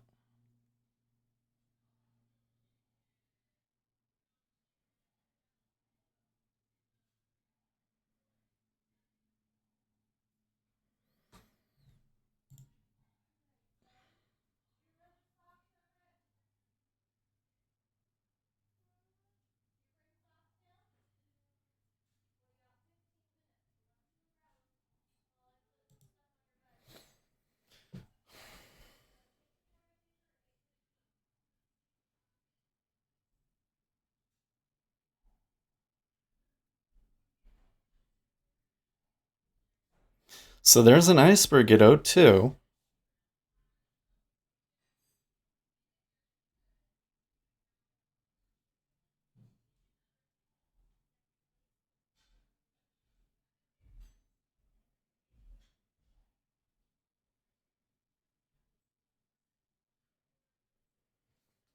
Lucas says market's changed a lot.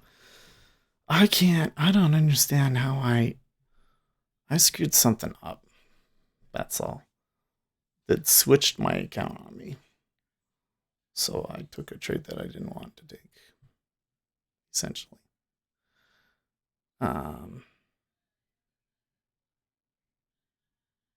Look, 3,000 on both sides of this. The 2 and 5s want to invert so bad.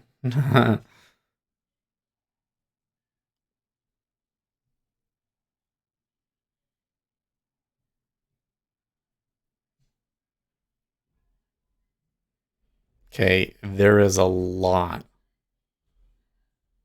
of interest here. I'm getting conflicting information.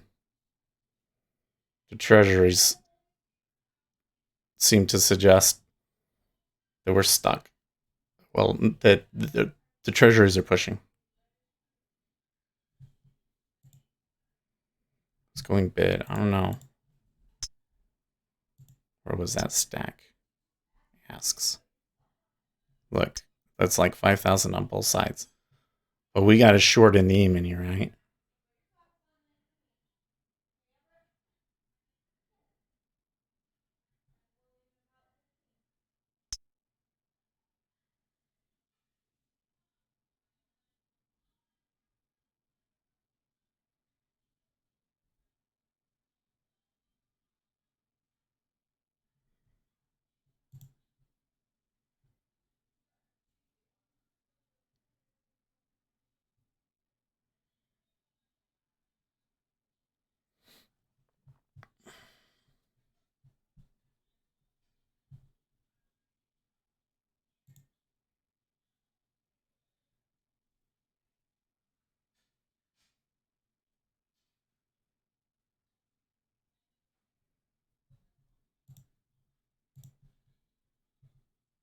Okay.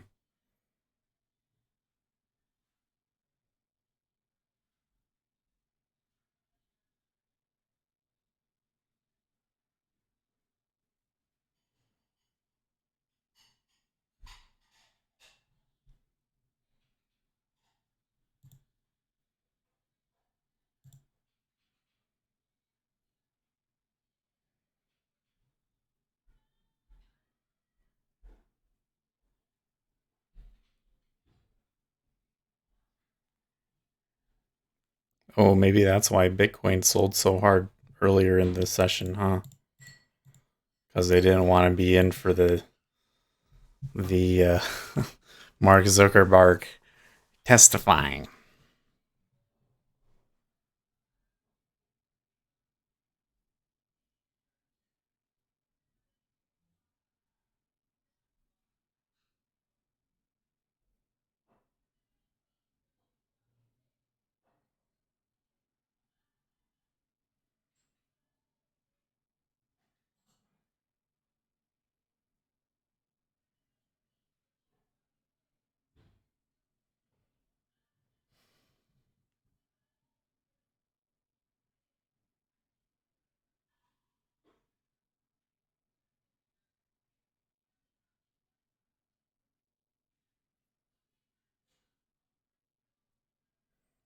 Okay. 5-year ticked down there.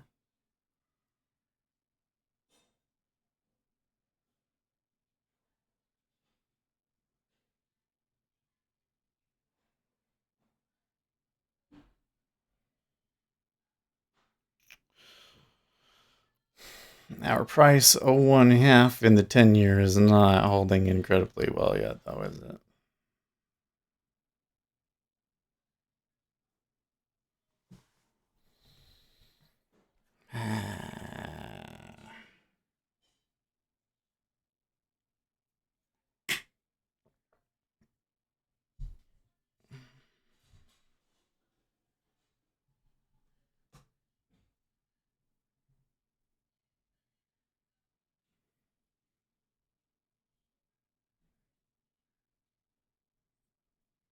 I'm sorry, I'm not paying attention to all you guys' comments.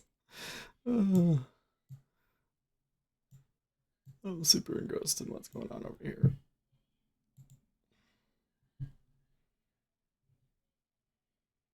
Just ranges could be a really smart move. I assume that strategy going long at 31 after being long at 0 and came out on top. Yeah. Well, something's going on.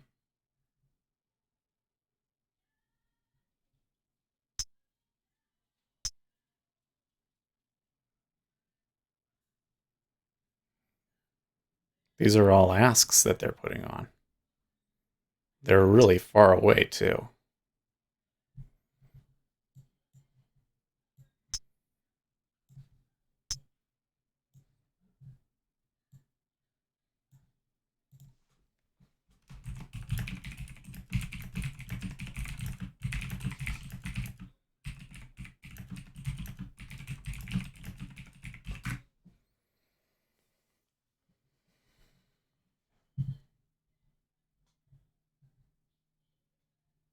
Ooh, look at the way that 5-year down ticked there at 0.125. And they put 900 on it. And now it's stacking. Is it going to get over 1,000? Well, if they stacked over 1,000, that would really be something else. Maybe they're waiting to see how this testimony goes. I don't know. Okay, so they did. They stacked over 1,000 on it.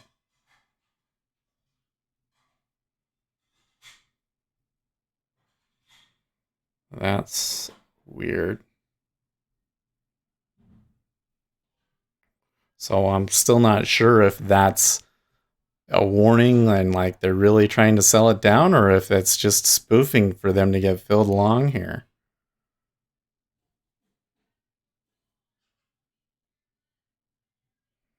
Equities still seems largely bullish. Like now it's 1550.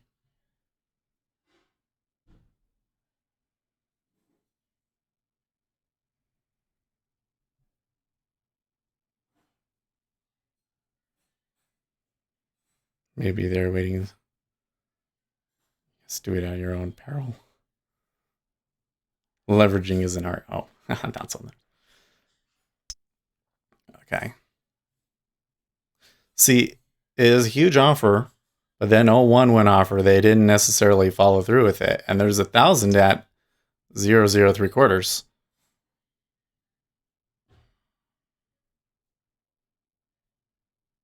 And I'm still not getting a good stack at 01.5 in the 10-year. And nor does that 30 years seem to be telling me much of anything. I'm still seeing a lot of asks being placed on the DOM, though, really far away. Okay, now there's a good downtick, and the big order fell down.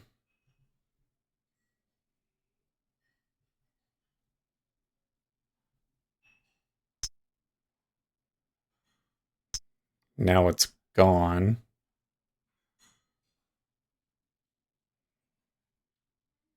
Tenure didn't break the range. So we're still kind of in, I don't know if that's a spoof or what territory.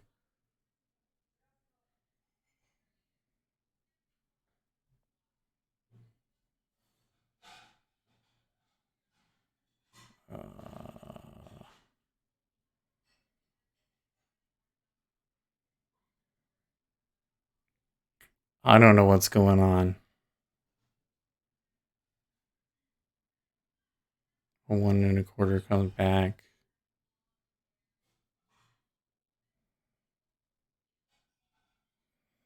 It sure looks like a spoof, says Gary. It's kind of funny how he's almost like listening to me. Like, I said, oh, it would be interesting if they put over 1,000 on it. Now there's over 1,000 on those prices. And I'm like, okay. So now they're going to tick down, they tick down, and then like nothing happens.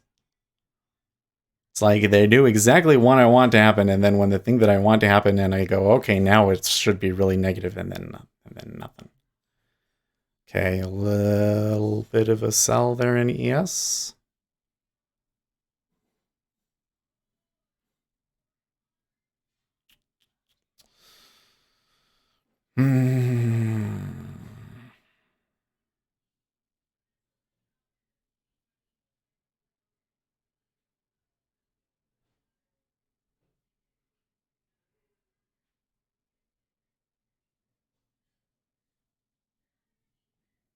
Don't average in willy-nilly.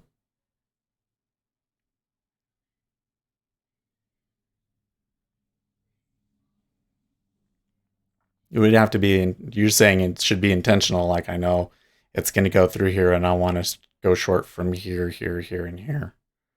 Or something like that. Instead of like what most retail traders do. Oh, we go short. Oh, it went through me. Well, that's okay. I still want it. Come on. It still asks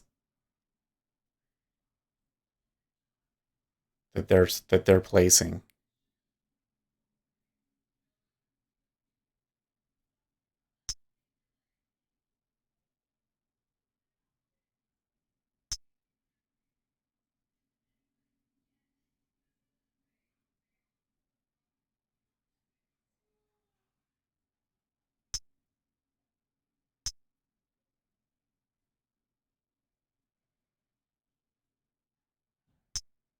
Well, there are some big traders out in the market doing something. Okay. Notice how much more the 10-year is flickering now.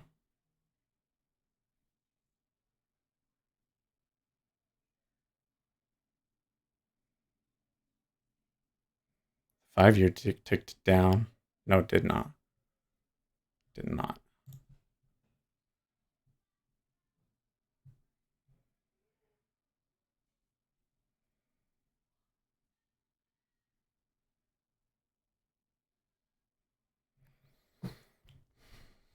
Spreaders may mess with us here.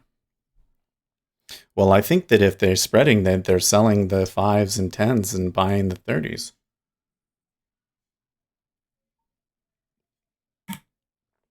There was a good downtick. This is a really strong zipper here.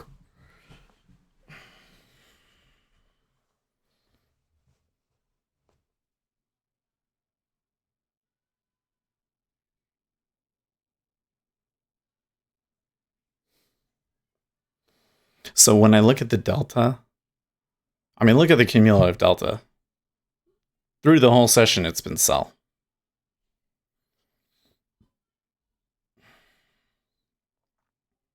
Who doesn't see the China threat at this point? Asks Zero Hedge. Good question. Do you have a spreading indicator? I do. Okay, that's a little better.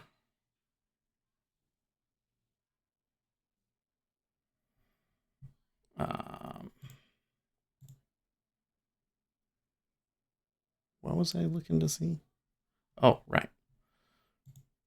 See that yellow line underneath of my top charts? That's short-term spread, and then the bottom chart on my volume profile one in the bottom right corner is a long-term spread.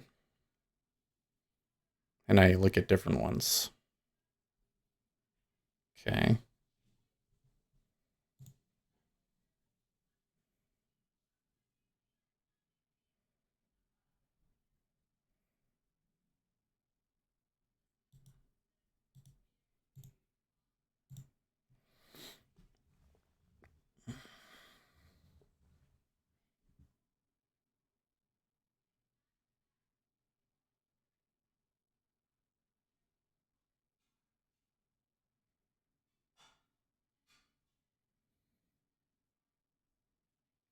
Well, the way that the Treasuries just moved there, and granted, it was only 2 ticks, so don't get me wrong, it's not like a huge deal, but it just doesn't agree with the E-mini was moving down.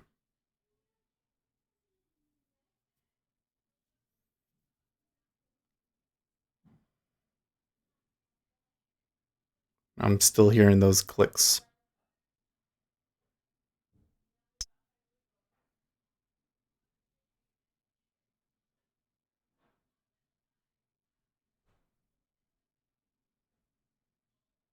Okay.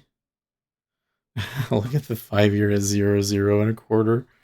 Like they're literally taking them 2 contracts at a time.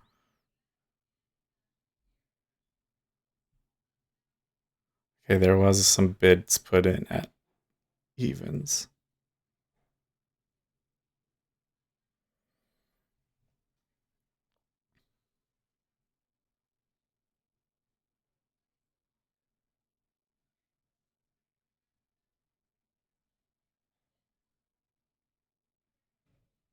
Algo Lover says the nice entry and target is valid so far. Oh wait, where are you? I'm sorry, my bot is not working right now, so I'm kind of missing a lot of messages and I'm super focused. What is the downside target in ES? Is it still the same as from before? The 129.16 or 129.10? It's 129.10, right? Yeah, I think so.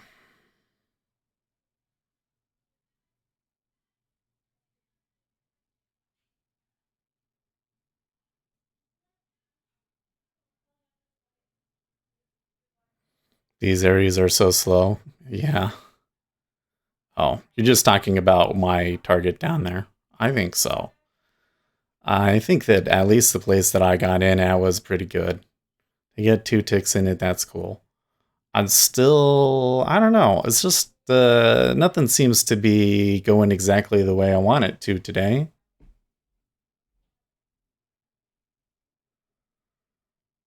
There was some stacking at 130 even, so you need some people to pull off there. Like that.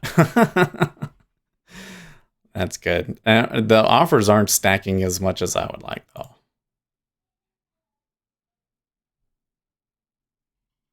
they go below this 30 area, though, that would be, I don't know.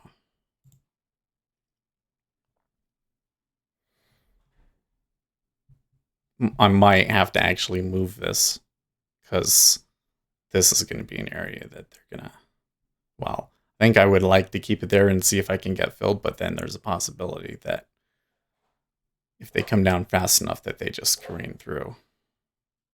Especially if the E-mini starts to pick up a bit.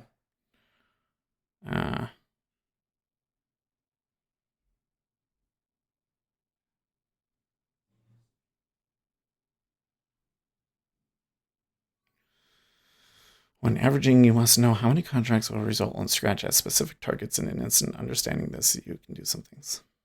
So I've been having a hard time like trying to figure out, well, yeah, okay, if you take multiple contracts and you take different levels of profits and stuff, but then if it immediately goes like X against you, then you take all of those off.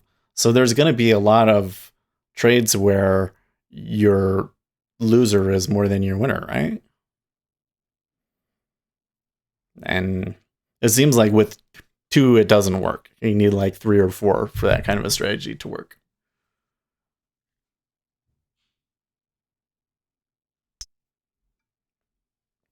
YouTube is recommending a guy who's day trading penny stocks live now. Hey, well, hey, if he's doing it live and streaming it, that's awesome. Wouldn't recommend doing penny stocks though. that's just gambling to me. I don't know. You can have it. I mean, somebody out there does it and makes good money doing it, right? Somebody.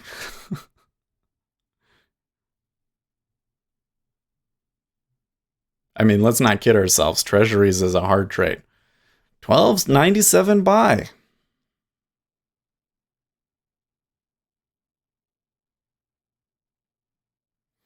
A hold below 130.020 target equals your target. So, oh, okay. Sure.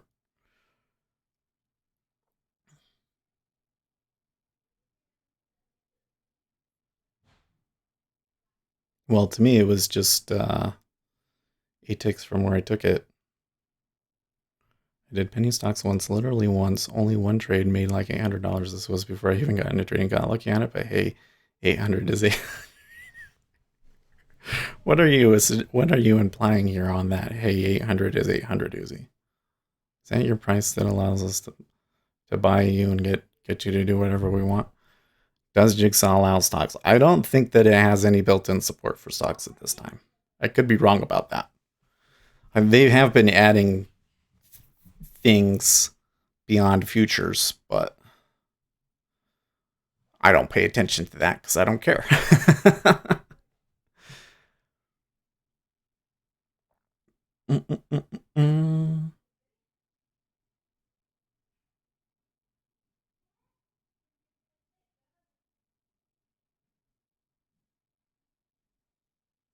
Well, we're starting to get into the difficult area where the treasuries can be really, really slow and not do anything. Yeah, that 005 doesn't want to change. Maybe the E-mini might be making a turn here. Yes, that's good. That's a decent up. At least enough to make a blue bar for me. Go, go, go.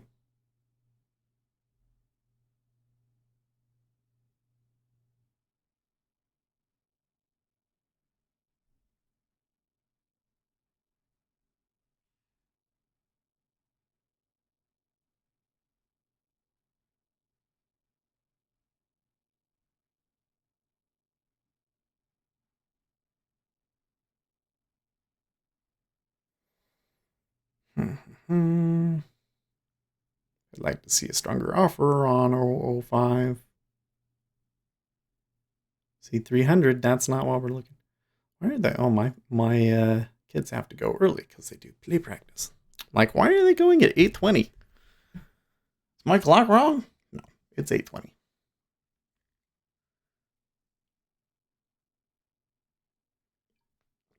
It was Comstock, I believe. They're still listed. My brother and I gambled on it back in 07. 07. Oh, geez, man. That would have been an interesting time to be playing penny stocks.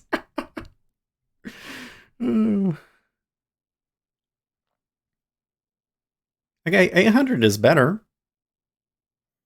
I haven't gotten like a level 2 flip, though. They did take 130 offer at one point, though, didn't they? Yeah, 500. Meh. Nah. Humbug.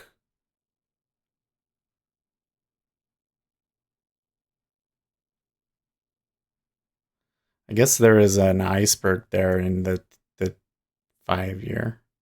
Actually, isn't that where there was iceberging before? In the 5-year? There must be a buyer down there that actually wants to get filled. See, and they're putting pressure on it.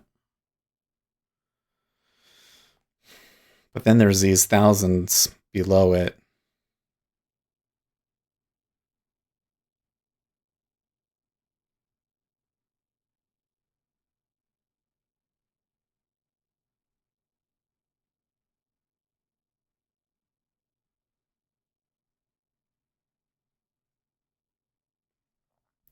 E-mini's still kind of tepidly buying, but the volume hasn't actually turned around even though they're up a bar. Ah, okay, now there's a flip in the 10-year. Notice the sellers are willing to hit into 130 even much more readily that time. And the 5-year got through that iceberg, although they're not offering a ton. Tried playing penny in the late 90s. That was pure boiler. It's more like a gamble. I think, of course, once you make some money, you should run for the door, much like a casino, yeah. Or like Bitcoin.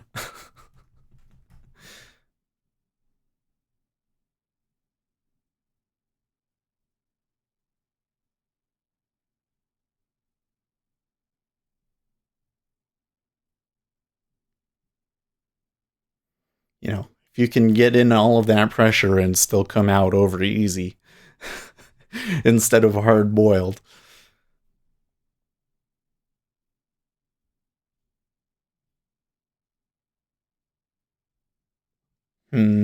So it flipped, but they didn't follow through. Still kind of stuck here.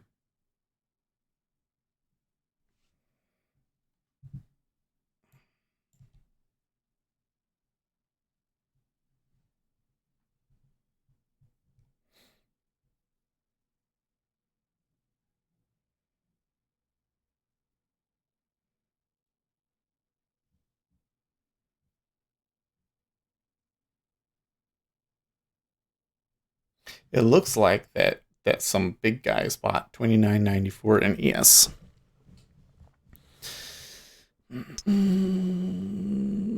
Significant uptick.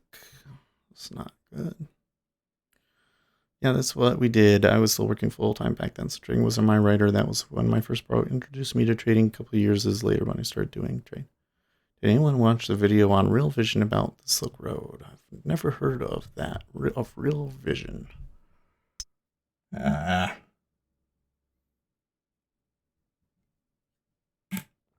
Seriously?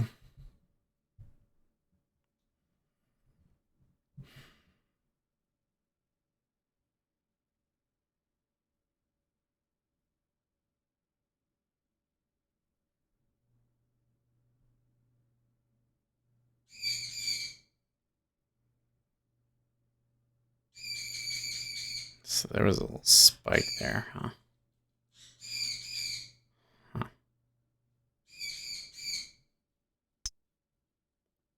And the 5-year did like a false breakdown sort of a thing. He created a monster. He was talking about Uzi's brother. So does your brother still trade?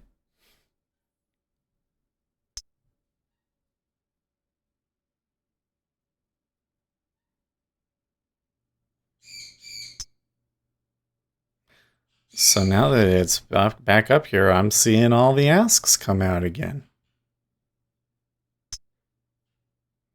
They're placing a bunch of them.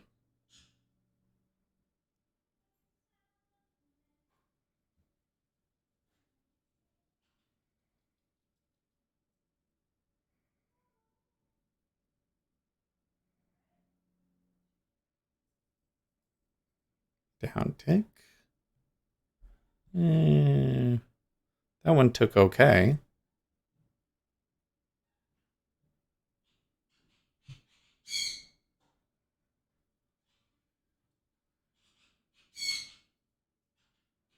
Didn't take much for them to boost it back up to 1 though.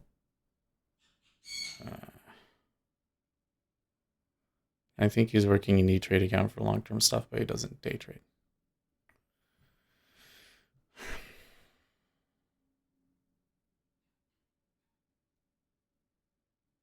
I'm so old. I started in Forex markets. Those were the glory days of FX post 08. So much different. Yeah. Well, guys, I don't know about all this.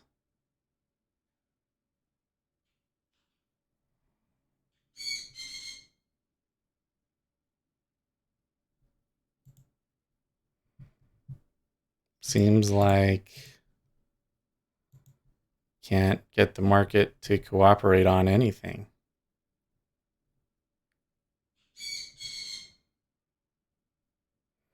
E-mini did kind of push a little lower. That might be why we came back up here.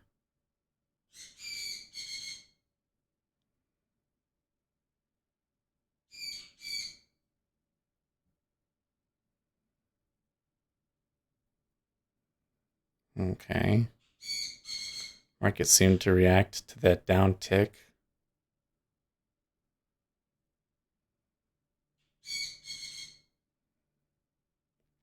The 5-year kind of seems to look like it might want to turn again. We'll see.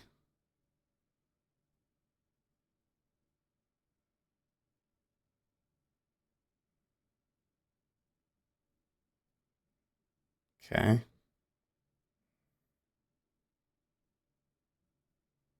I wish I'd started my trading career back then using the DOM. I'd be doing well now.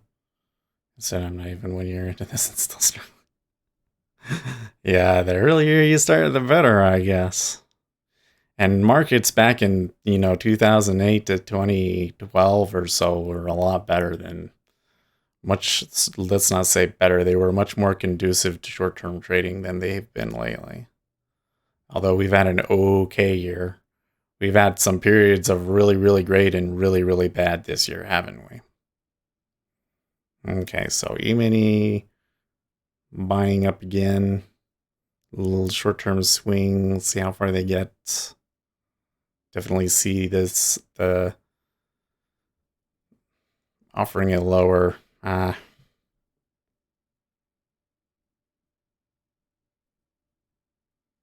There was when we got up here to the 160.20 in the 30-year, it gave us the short again. I think my short is still valid, but I feel awfully nervous, guys.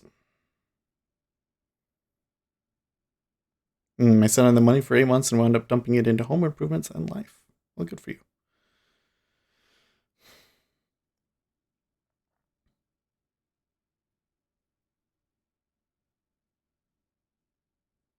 I just want to make so much money and then dump it all into futures and lose it all. That's all I can think about these days.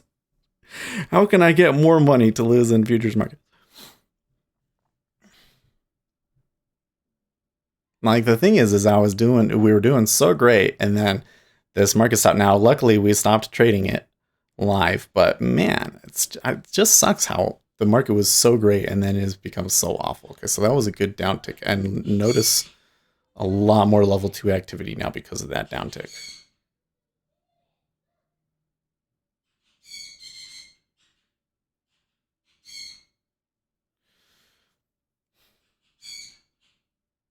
Can we get some continuation, please, sir? I would appreciate it. Continuation lower. Continuation lower, not higher. Doesn't matter. You're way ahead of any other trader on average. They're mostly losing. Don't get a chance to live off this. Yeah, it's for sure, Lucas. What's Greg say? Oil. Is oil moving?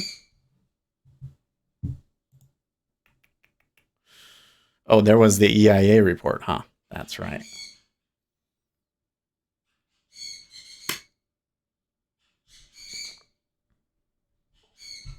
Okay, well, we're back down to where we were. Awfully quickly, though.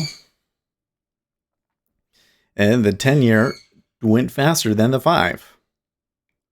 5 is not back down to that 0.25 yet. I don't live off this. Moving into futures took me out of the get a paycheck mindset. Our business pays the bills and lines pockets my goals, putting it to work. Yes, sir.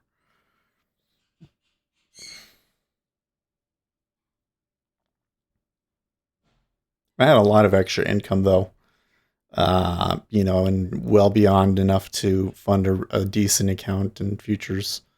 I would definitely put, some of that into stocks, too, though. Because at least with stocks, you have good probability of making money no matter what, even if you don't hit the market. What is the word? Even if you don't have alpha over the market. So there was a good buy there in the mini, and it's come back.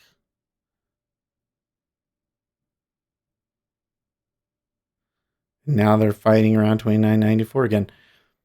And the Treasuries are saying not sure if they can go much further. So I'm always funny. Put money into active futures trading and now our stock portfolio. So splitting it up a bit. Good job. See, you're so smart, of course. He's just knows exactly what he's doing, guys. Why would I ever? It's not even worth giving, 20 pointers like that because that he'll already be on top of it. Inventories negative 1699K versus 9281K previous, and the estimate was 3000K, so that's pretty bad. Well, good for price, isn't it? I think that's good for price.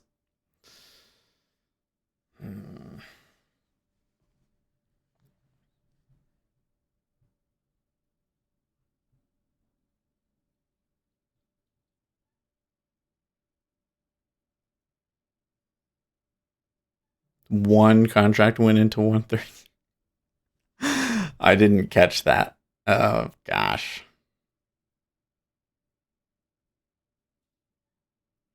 Come on, guys. Let's not be mean. There was somebody there. He had to sell at 130. Maybe it was a stop order. Maybe he was just really brave. But I don't think that we should be so stingy that we let him be the only one. There you go, 12. 12 joined him. One of the biggest mistakes retail traders make is thinking they can start with X balance and turn it into XXX balance. Everyone talks about the pros, and the pros aren't starting with a static balance. Yes, sir. Well, you can take X balance and you can turn it into a larger balance for sure. But, when you're talking about like doubling and tripling your money, man, I'll tell you what, I've met a lot of traders that have done that. I've met a lot of traders that have, taken small sums and made them into huge fun sums. And you know what? Those people usually lose it all again because they're swinging too hard. Good old fixed income goodies. Yes, sir. I mean, I think to me, one of the big advantages of scalping is that with scalping, you'll get good at trading, right? The art of reading the market and developing strategies based on that specific market from looking at what other people are doing. That is trading. You get good at trading, you can take that to any other place, right? So if you're doing stocks, you can get better entries, understand what the stock market is doing better. It's all transferable. If I was running $1 billion fund, why would I stop asking people for more millions to increase my market footprint? Yeah. You're talking about, like if I can sell education or stuff like that. Okay, so they tried to buy up through 005 and they actually held it that time. So that's one of the better holds. The level 2 is going to have to flip again.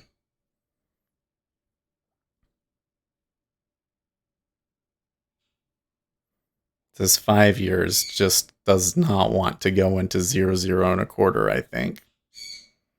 Well, it goes bid. 01 pulls a little bit.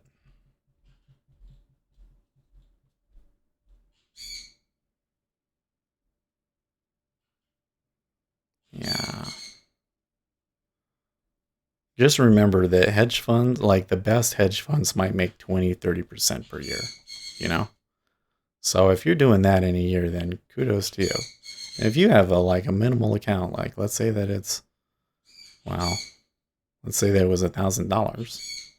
That means that if you made $300 out of the whole year, then you did a good job.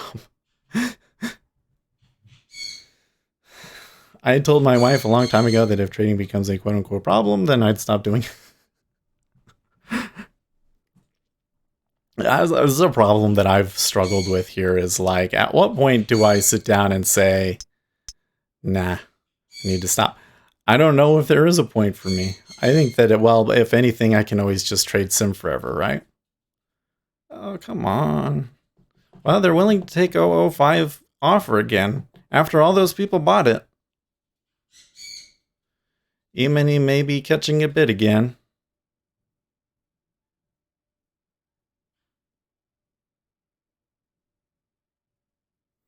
And the 5-year holding a much stronger offer at 0.005. Maybe we start getting some sellers at a quarter? Please? Please.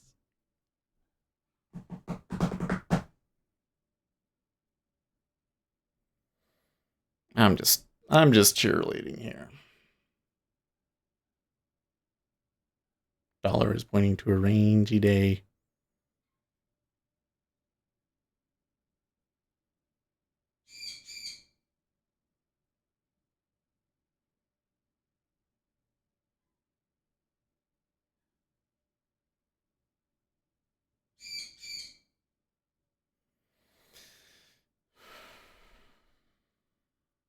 Okay. So they hit a quarter, and it almost all pulled, and only 299 have gone through to take it offer, and then they're icing a bit. You've got to be able to acknowledge when you've gone too far with losing. I've never been there before. I have my losing streaks, but not like this is hurting my ability to live losing. Yeah, same here. It's always just been, well, okay. I just, that was a really good downtick. It's always been, okay, well, we just move back to sim for a little bit and work our way back up again. And by then, I have even more money to put in. But, what we make is pretty comfortable. Although with the baby coming in, and my wife is probably going to have to take some time off of work, and she won't get paid as much, then it might be a little tight, so.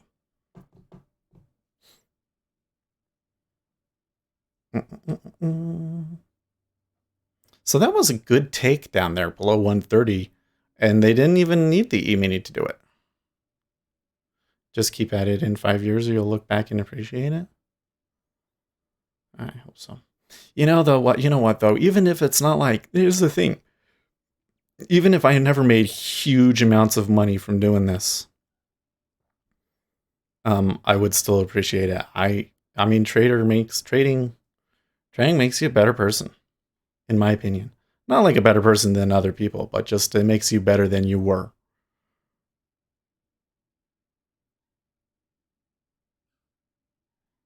Ding, ding, ding. Okay, so there's some iceberging at 130 on the offer now as well. And that's a point up agreement, not a finger. Yeah, I didn't know. It looks like a point up. It looks like he's going like this. Yes, I agree with that.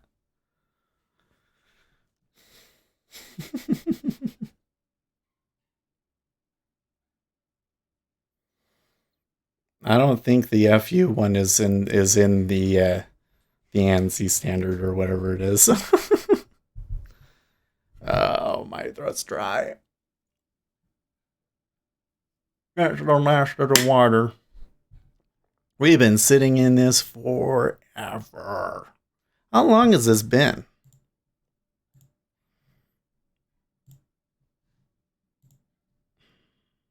$40. Oh, I got in at the top of the hour?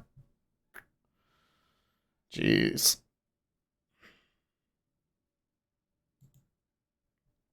I am 33, no college degree, so this is the last card. Still planning to get a good degree, but making a career out of it at this age is complicated. Well, yeah. Making a career out of it at any age is complicated. Unless you get hired for a prop firm or something.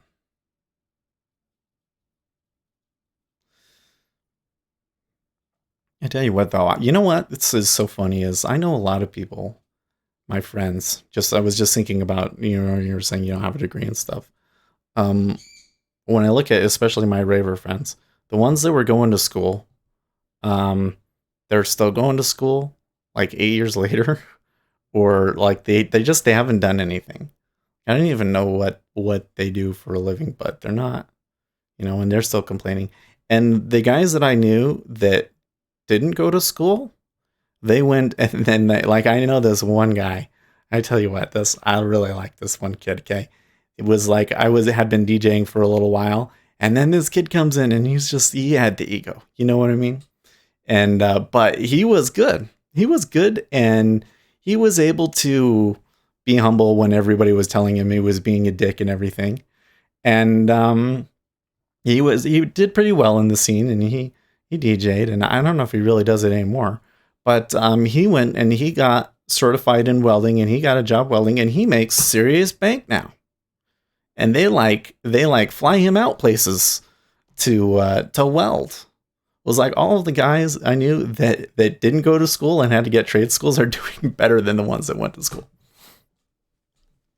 Many don't understand traders. We get humbled very fast and put it on the line. This is a privilege, not a right to me. Oh yeah. I think this is one of the big problems that people make is that you make so much, you struggle and you struggle and struggle. And then you make a ton and you think, okay, I'm finally over the hump. Now I can consider myself a profitable trader or whatever the term is that you want to use. And you get comfortable, and then you're not trading anymore, right? Because you're not looking at the market and trying to adjust and compare with what the market is doing and everything. And that's when the market comes and smacks you upside the head. Those underwater welders do amazing. Got a friend who used to bag groceries at the store I worked at. That dude who does that now, the money is, oh yeah. Underwater welding is almost a $200,000 a year job, isn't it? It's a lot. It's more than $100K. He's not even doing that though. He's just he was welding bomb shelters. they had some sort of it was some weird contract. Then they were welding together bomb shelters by hand. Or I don't know if they were some sort of a shelter of sort of thing. Was some sort of emergency preparedness type of thing. Every day I expect to get kicked in the nuts and punched in the face by the markets. My friends think I'm nuts to think that, yeah. Oh my gosh. So I've been trying to pull out some of the videos. So by the way, Wrong, he found this one video that I had missed that I really appreciate that he went and found. And that was the one where Trump said something and the market just moved like crazy and rhythmic died on us and everything like that. Anyways, Ace is going to go short, maybe. Anyways, and so I've been going through, and one of the videos that I looked at was way back in December after the FOMC meeting last December. Remember, and the markets just really, really, really hated what the Fed chairman was saying. But I actually ended up doing pretty good. And I said at the end of it, I was like, well, it feels really good to do well trading when there's tons of people watching. Come back tomorrow and we'll lose it all. It should be fun. So I think that quote's going in the stinger that we'll put at the beginning of every video. He's talking about going short on the E-mini. I don't know about that one, though. Ace, the market's doing something here. The treasuries are finally breaking down. So now here's the 30-half is going to be a spot where there's going to be some profit taking probably. I mean, you can already see the 1206 on it. I know I'm so close. I'll be super pissed if they turn there at 30-half. If I can get just the plus 8, I'd be happy.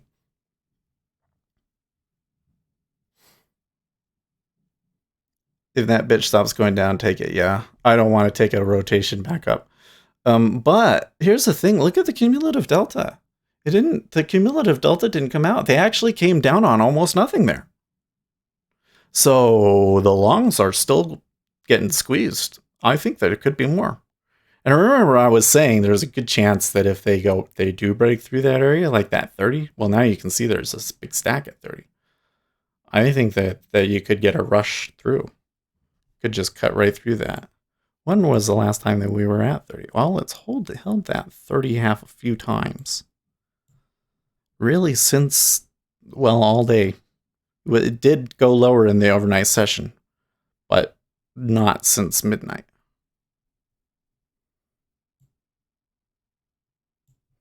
You know what, though? You see where I took it? I did my signal right. We need to see another signal the other way, though.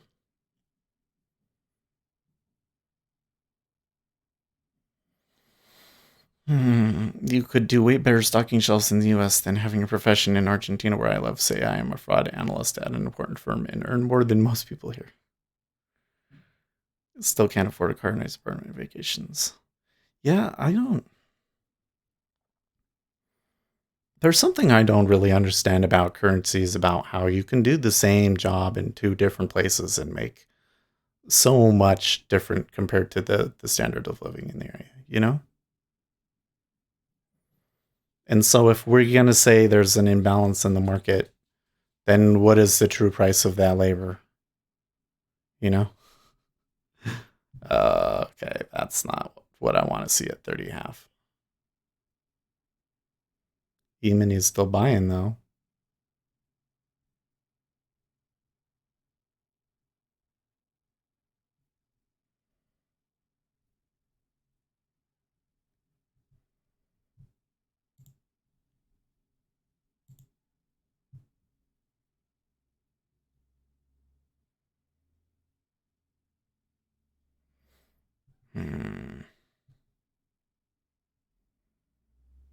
Well, definitely profit taking at least. There could still be more to squeeze out short, but I don't know how much. E-mini is still going. The stacking here, though, concerns me. Stocking shells got me out of my town. My wife and the first apartment, new Mustang, and got us into her house. I didn't see myself going anywhere there, and trading really got my noggin and jogging, so I left stability for volatility. Yeah.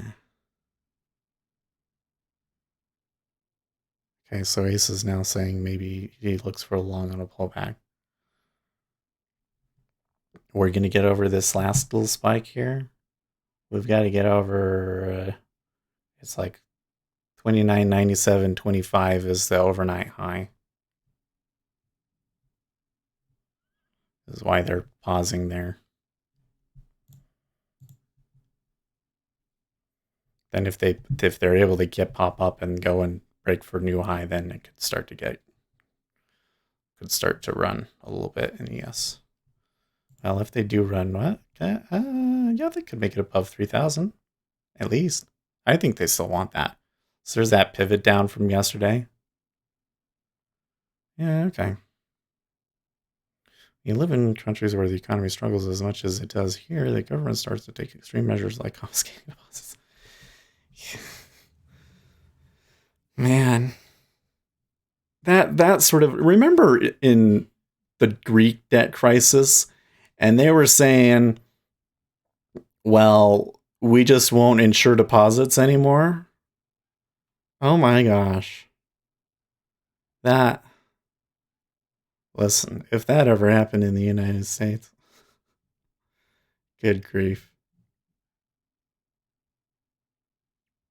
I have to say, there's a lot of crazy things that other countries do that I don't think the United States will ever do, and I'm really grateful for that. Mm. But it's a little bit different. You know, in the United States, we do those sorts of things, I think primarily because we think it's like the principled thing. They're going nuts in Chile.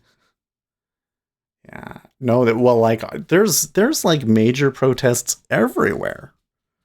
I don't know if I've ever. I mean, to me, in the modern age, protests is going to be a common thing.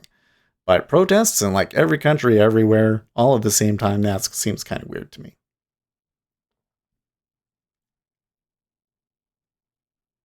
So I kind of look at some of the stuff that goes on in the United States, and I'm always kind of like, what are you guys whining about?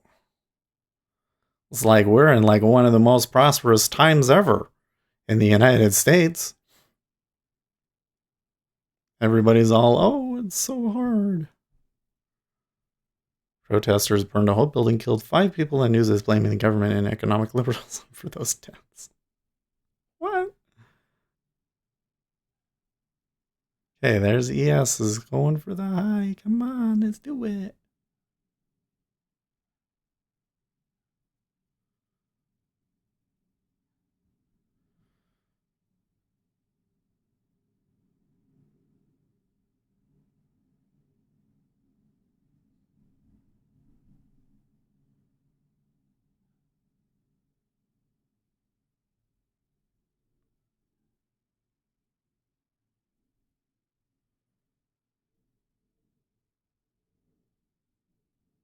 Okay, the 5-year went off her and broke that range. Are they going to drag the 10-year with it? Well, now they're hitting into 30 half again. And again, one on the downtick, there's an increase in level 2 activity, so we may yet do it. I'd appreciate it if they did it sooner rather than later, because I'd like to drive into work. Moving stop to 1 tick profit and let it go. Oh, he's got a long. I got you. 29.97.25. Ooh, that's not too bad.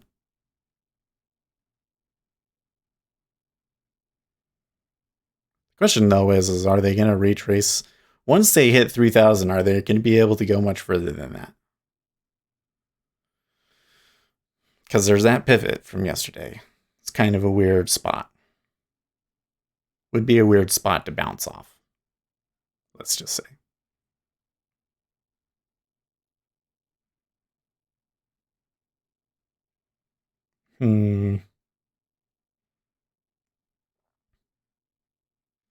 So I'm going to be interested to see if we do another downtick here, what that 30 does. Okay. So somebody just put some on the ask at 31. So he's trying to squeeze him.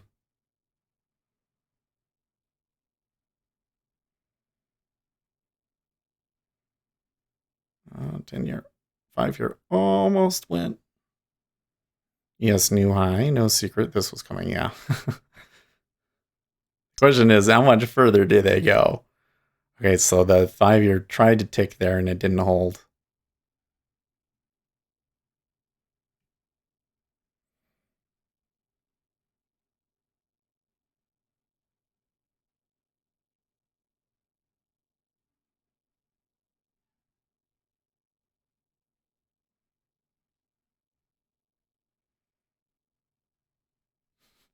So they've ticked into 3,000, but look at all the profit taking there. Okay, there you go. I was like, usually there's going to be a little bit of, capitulation of sorts. That wasn't like crazy though. They could maybe go a little bit. Although the cumulative delta on that looks awfully steep, doesn't it? They had to buy a lot to make it through there. Look at the 5-year here. It's just plowing down through that stuff, but there is some absorption at 31.25. But a pretty heavy offer on it now.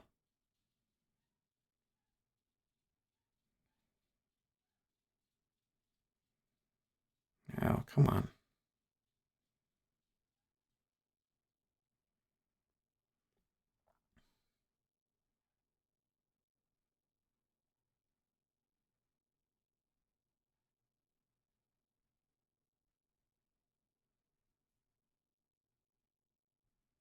For a billionaire, Zuckerberg sure has a bad hairstyle. Looks like someone put a bowl in cut. That's probably what happened. Listen, don't be mean. His wife probably worked hard on that haircut, dude. Don't be insensitive. I mean, I'm half joking, but I wouldn't be surprised if that's what happened. Here's the thing, guys. Like, I know Mark Zuckerberg is a billionaire, but he is a nerd, man. That guy is a total nerd. He's not.